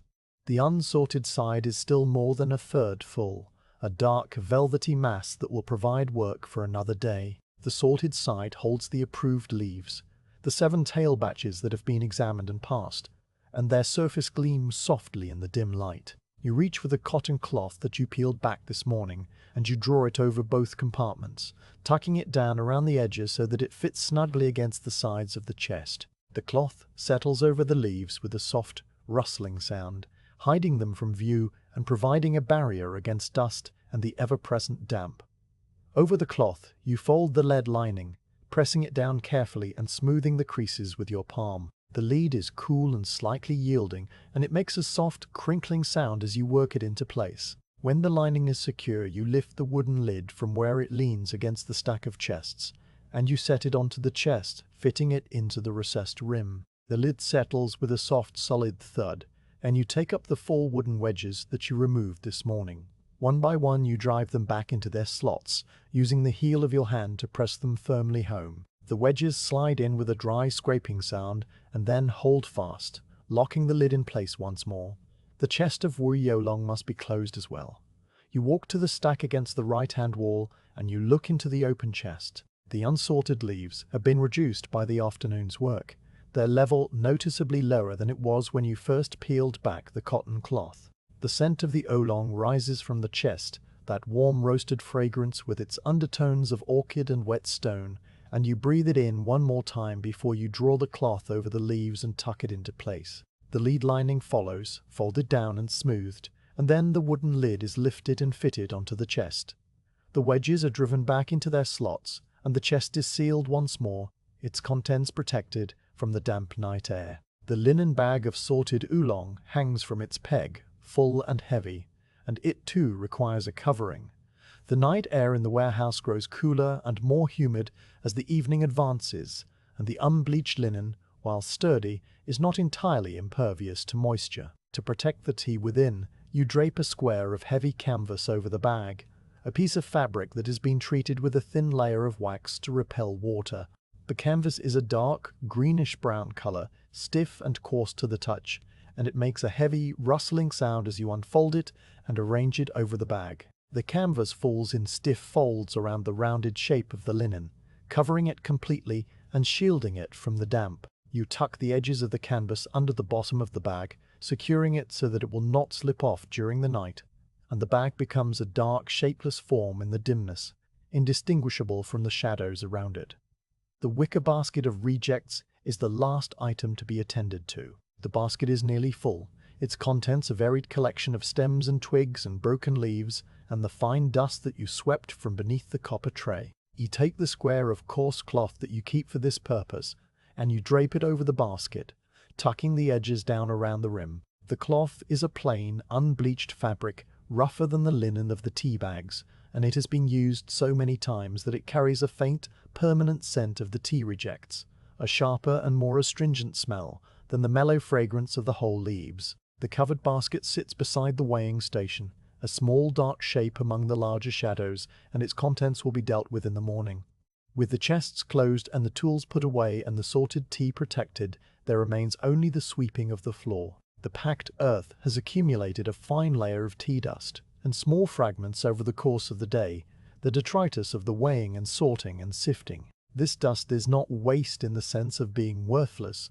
It will be collected and added to the basket of rejects, and it will eventually be sold to the local tea shops where it will be used to make a strong, quick brewing cup for those who prefer such things. But it cannot be left on the floor overnight, for the damp air would turn it into a dark, sticky film that would be difficult to clean and that might attract the attention of small insects. The sweeping is a daily ritual, the final act of the day, and it returns the floor to the smooth, clean state that it held when you first entered this morning. The broom is kept against the back wall, a simple tool made of a long bamboo handle and a bundle of stiff reeds bound together with twine. The reeds have been worn down by use, their tips frayed and splayed, and they make a soft, whispering sound as they move across the packed earth. You take the broom in both hands and you begin to sweep, starting at the far end of the warehouse near the back wall and working your way slowly toward the great front doors. The motion of sweeping is different from the motions of weighing and sorting, a broader and more physical movement that uses the muscles of your arms and shoulders and back in a slow, rhythmic arc. The broom pushes the fine dust and the small fragments ahead of it, gathering them into a thin, dark line that grows as you advance across the floor. The sound of the sweeping is a soft, continuous shush, the whisper of stiff reeds against hard earth, and it joins the rain on the roof and the creak of the timbers in the evening's quiet symphony. The dust rises in small, lazy clouds as you work, the finest particles drifting up into the dim air and hanging there for a moment before settling back down. The light from the high windows is so faint now that the dust is barely visible, only the faintest suggestion of movement in the gloom. You sweep around the stacks of chests, working the broom into the corners and along the edges of the walls, gathering the day's accumulation into a single continuous trail that leads toward the front of the warehouse. When you reach the area near the great doors, you stop and you take up the small hand brush and the flat metal pan that are used for collecting the swept material. The hand brush is made of softer bristles than the broom, and it is used to guide the dust and fragments into the pan. You crouch down and you work the brush slowly, carefully, moving the accumulated material into the pan in small, controlled sweeps. The sound of the hand brush is softer than the broom, a gentle, rhythmic whisking that is barely audible. When the pan is full, you carry it to the wicker basket and you lift a corner of the covering cloth, pouring the contents into the basket among the other rejects. The dust and fragments fall with a soft, rustling sound, and you repeat the process until the floor is clean and all of the day's sweepings have been added to the basket. You return the broom and the hand brush and the metal pan to their places against the back wall, and you stand for a moment in the center of the warehouse, looking around at the dim, quiet space. The chests stand in their patient stacks, their wooden surfaces dark and indistinct in the fading light. The linen bag hangs from its peg, covered by the heavy canvas and invisible in the shadows. The weighing station is neat and orderly, the scale hanging level, the weights stored in their box, the tools returned to their shelves and hooks.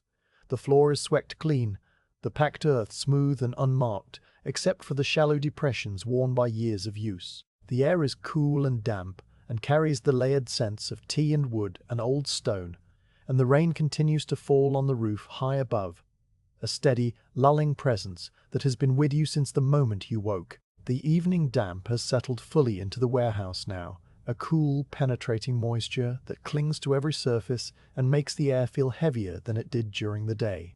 The scent of the river is stronger than it was this morning, the odor of silt and water plants and wet stone drifting in through the louvers and mixing with the tea and the camphor wood. The temperature has dropped by several degrees and you feel the chill against your face and hands, a pleasant coolness after the long hours of work. Your robe is damp at the shoulders and cuffs from the humidity, and the fabric feels heavier than it did when you first put it on this morning. You walk to the great front doors and you place your hand against the heavy wood, feeling the cool, damp surface and the slight texture of the grain beneath your palm. The doors are solid and unmoving, sealed against the wet world outside, and the sound of the rain is louder here, just on the other side of the thick planks. You can hear the water running in the drainage channel along the base of the wall and the steady drip from the eaves onto the stone threshold.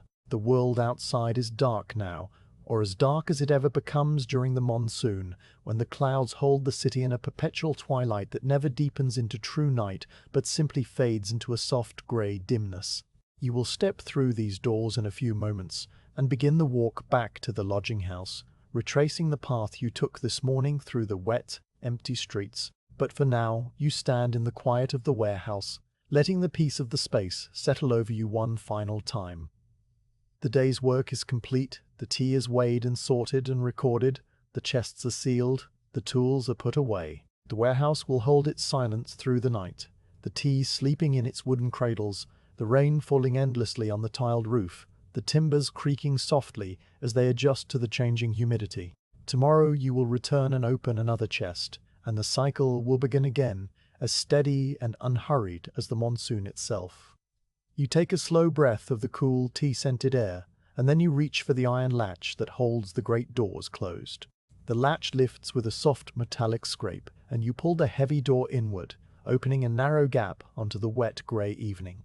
The sound of the rain grows suddenly louder, filling the doorway with its steady rushing whisper, and the cool damp air of the street flows into the warehouse, carrying the scent of wet stone and the distant river. You step through the gap, and you pull the door closed behind you, the iron hinges groaning softly, and the latch falls back into place with a solid, final thud. The warehouse is sealed for the night, and you turn your face to the rain and begin the slow, quiet walk home. The great door closes behind you with a soft, heavy sound that is immediately swallowed by the larger sound of the rain, and you stand for a moment under the shallow portico that shelters the entrance to the warehouse. The portico roof extends only a few feet beyond the wall, and the rain falls in a neat, continuous curtain just beyond its edge, a vertical sheet of silver grey that catches the last faint light of the evening and seems to glow with a soft, diffuse luminescence.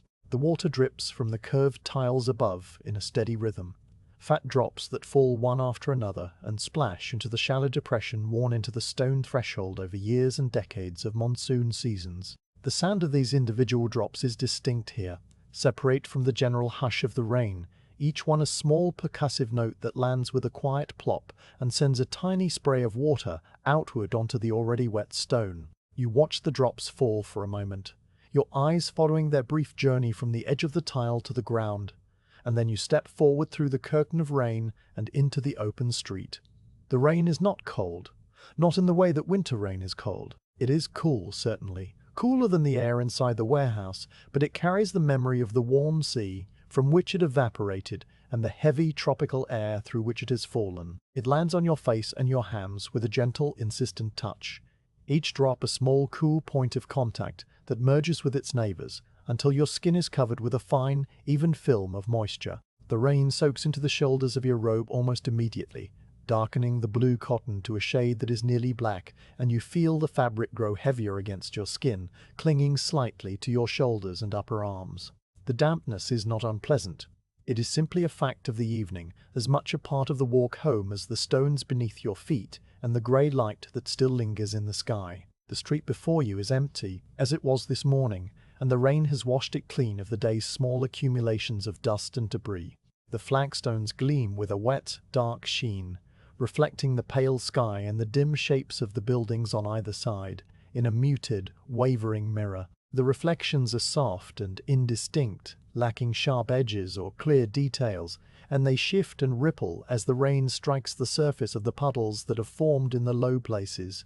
The puddles are shallow and irregular, their shapes determined by the subtle depressions in the worn stone, and each one holds a small trembling image of the grey clouds above, a fragment of sky trapped in a frame of dark granite. As you walk, your footsteps disturb these puddles, sending small ripples outward that distort the reflections and then settle back into stillness after you have passed.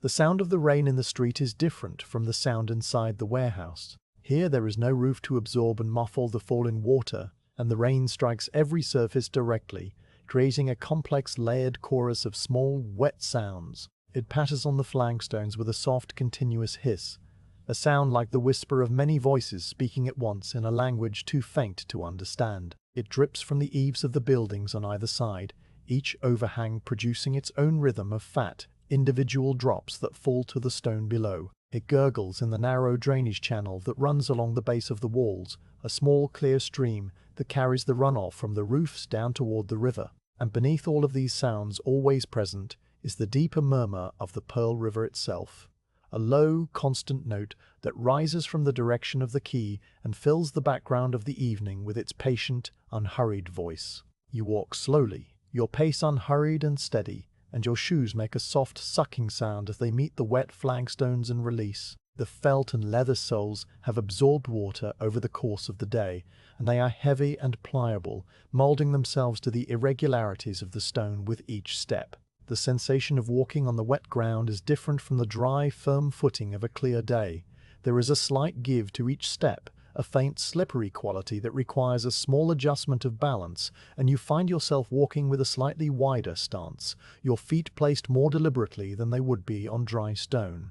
This adjustment has become automatic over the years, a part of the body's wisdom that does not require conscious thought, and you move through the wet streets with the easy, practiced gait of someone who has walked this path in the rain many hundreds of times.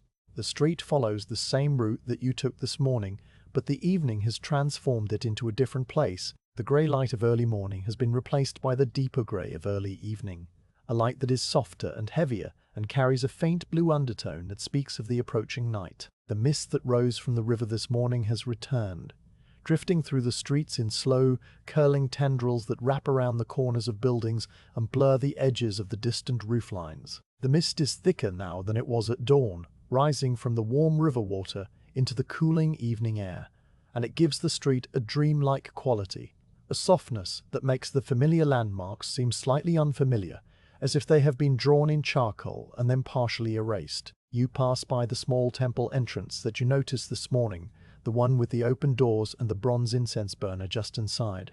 The doors are still open, and the single oil lamp still burns in the dim interior, its flame a small, steady point of warm light in the grey evening. The light spills out through the doorway and falls across the wet flagstones in a narrow golden rectangle, and the rain striking the stones within this patch of light sparkles briefly, each drop catching the warm glow for an instant before disappearing into the dark stone. The scent of sandalwood drifts from the doorway, faint and dry, a reminder of the incense that was burned there in the past. No figure moves in the shadows now. The caretaker with the broom has gone, and the temple holds its silence, waiting for the next day and the next offering. Further along the street, you come to the small square with the ancient banyan tree. The tree stands as it did this morning, its massive trunk a twisted column of smooth grey bark and aerial roots, its broad canopy spreading wide overhead. But in the evening, the tree has a different character. The rain falls through the canopy in heavier, more concentrated streams, channeled by the dense foliage, and these streams create a continuous rushing sound as they strike the ground beneath the tree. The area directly under the canopy is darker now, the thick leaves blocking what little light remains in the sky, and it has become a pool of deep shadow from which the sound of falling water emerges, like a voice from a cave. You walk past the tree without pausing, your path taking you along the edge of its shade, and the sound of the water beneath it follows you for a few steps, before fading back into the general chorus of the rain. The narrow canal that you crossed this morning comes into view ahead, and the low stone bridge arches over the dark water. The canal is fuller now than it was in the morning, the tea-coloured current moving more swiftly, carrying the runoff from the day's rain down toward the river. The water in the canal makes a soft gurgling sound as it passes under the bridge, a sound that is deeper and more liquid than the patter of the rain on stone. You step onto the bridge, and the surface is slick under your shoes, the granite worn smooth by centuries of feet and polished to a high sheen by the constant wetness. You pause at the centre of the bridge, and you look down at the water below. The surface is dark and opaque, reflecting nothing, and it moves with a slow, muscular flow that speaks of weight and depth and the patient, unstoppable journey toward the sea. Small eddies swirl on the surface, brief spirals of darker water that appear and disappear, and the rain strikes the moving current with a sound like the crackling of a very distant fire. You continue across the bridge and into the narrow covered passage, where the upper stories of the buildings jut out over the lane. The passage is darker than the open street, the light reduced to a soft grey twilight that filters in from the ends, and the sound of the rain is different here. It does not fall directly on the ground. Instead, it strikes the tiled roofs overhead and runs down the curved channels to drip from the edges of the overhang. The dripping here is louder and more distinct, each drop falling from the eaves and landing on the hard-packed earth with a sharp, percussive plop. The ground underfoot is the same continuous ribbon of packed earth and small stones that you walked this morning, and it has become slick with a thin layer of mud that grabs gently at your shoes with each step. The walls on either side are close and damp, their plaster covered with the soft green bloom of moss and lichen, and the air in the passage is cooler and wetter than the air outside, heavy with the smell of old stone and damp earth. You emerge from the covered passage into a slightly wider lane, and the rain greets you again with its full, soft force. The high, blank wall of the warehouse runs along your left side, its grey brick stained dark by the vertical streaks of water that have been running down from the roof all day. The narrow drainage channel at the base of the wall carries its small, clear stream of rainwater, and the sound of this tiny rivulet is a high, bright note among the lower tones of the dripping eaves and the distant murmur of the river. You follow the wall until it ends, and then you turn onto the lane that leads toward the lodging house. The lane is narrow and quiet, lined with the closed shop fronts and the dark windows of the buildings that house the city's working people. A few dim lights show through the shutters of some of the upper windows, small warm rectangles of oil lamp glow that speak of families settling in for the evening. But the street itself is empty of people. The rain has driven everyone indoors, and you walk alone through the wet, grey evening, your footsteps the only sound other than the endless fall of water. The scent of the river is stronger here, the odour of silt and water plants and wet stone drifting up from the direction of the quay, and it mingles with the smell of the rain itself, a clean, fresh scent that seems to wash the air as it falls. The lodging house appears ahead, its dark timber and pale plaster facade rising from the lane like a familiar face in a crowd. The building looks much as it did when you left this morning, though the rain has darkened the plaster in patches and the water drips steadily from the curved tiles of the roof. The narrow staircase that you descended hours ago is visible through the open doorway of the interior courtyard, and you can see the single potted plant with its broad dark leaves glistening under the steady drizzle. You step through the doorway and into the relative shelter of the courtyard, and the sound of the rain changes once more, becoming softer and more distant, muffled by the walls of the building and the overhanging eaves. The courtyard is a small open space in the centre of the lodging house, paved with the same dark flagstones as the street outside and surrounded by the wooden balconies of the upper floors. The rain falls into the courtyard from the open rectangle of sky above, and it collects in a shallow basin at the centre, a stone-lined depression that drains slowly into a channel leading out to the street. The sound of the rain in the courtyard is a soft, contained hush, and the water in the basin ripples gently, catching the faint light from a single oil lamp that hangs from a beam on one of the balconies. The lamp casts a small, warm glow that reflects off the wet flagstones and the glistening leaves of the potted plant, creating a small island of light in the grey evening. You cross the courtyard, and you begin to climb the narrow staircase that leads to your room on the upper floor.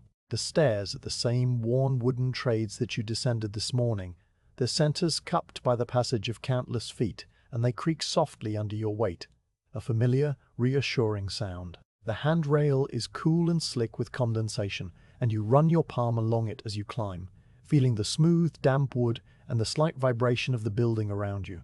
The air in the stairwell is cooler than the air outside, and it carries the faint scent of the lime wash on the walls and the fainter smell of the river, which seems to find its way into every corner of the city during the monsoon. You reach the door to your room and you slide it open, stepping inside and closing it behind you. The room is dim, lit only by the grey light that filters through the wooden shutters, and it is quiet, the sound of the rain reduced to a soft, distant murmur. The sleeping mat is where you left it this morning, the thin cotton bedding slightly rumpled, and the small wooden chest that holds your few belongings sits against the far wall. The air in the room is cool and damp, and it carries the faint, clean scent of the rain and the older, more familiar smells of the lodging house itself, the lime wash, the old timber, the faint residue of the oil used in the lamp that you will not light tonight. You remove your damp robe and you hang it from a wooden peg on the wall, where it will dry slowly overnight in the humid air. The trousers and the felt-soled shoes are removed as well, and you set the shoes near the door to dry as much as they are able. The cool air of the room feels pleasant against your skin, a gentle contrast to the long hours of work and the walk through the rain, and you stand for a moment in the dimness, letting the quiet of the space settle around you. The muscles of your shoulders and back carry a faint, pleasant ache from the day's labor, the memory of the weighing and sorting and sifting written into the fibers of your body, and you roll your shoulders slowly, feeling the tension release and drain away. You lie down on the sleeping mat, the thin cotton padding yielding slightly under your weight, and you arrange the light blanket over your body. The mat is cool at first, but your body's warmth gradually seeps into the fabric and the coolness fades into a comfortable neutrality. You lie on your back, your hands resting on your chest, and you look up at the ceiling, which is barely visible in the dim light, a dark, textured surface of wooden planks and heavy beams. The sound of the rain is clearer now that you are still, and you can hear the individual drops falling on the roof tiles above, and the softer sound of water running in the channels between the tiles. The rain falls with a steady, unhurried rhythm, a sound that has no beginning and no end, and it fills the room and your awareness like a gentle tide. Beyond the roof you can hear the other sounds of the evening, the distant murmur of the river, the soft drip of water from the eaves onto the flagstones of the courtyard below, the occasional creak of a timber somewhere in the building as it adjusts to the cooling air.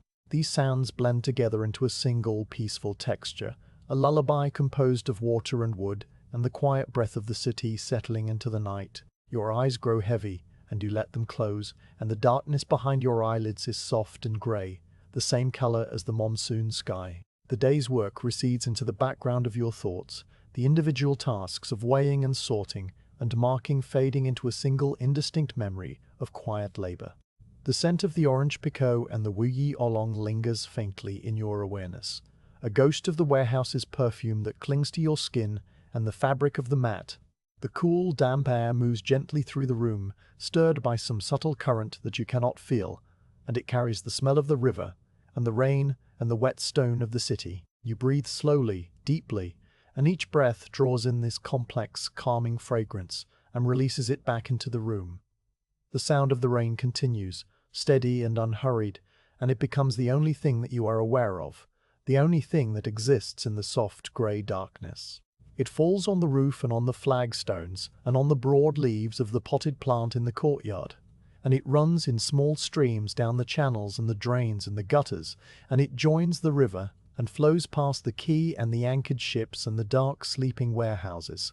And in the warehouse that you left only a short while ago, the tea sleeps in its wooden chests, sealed and waiting, and the rain falls on the tiled roof high above, a sound that has been falling for hours and will fall for hours more, a sound like the slow, patient breath of the world itself, inhaling and exhaling in the quiet dark.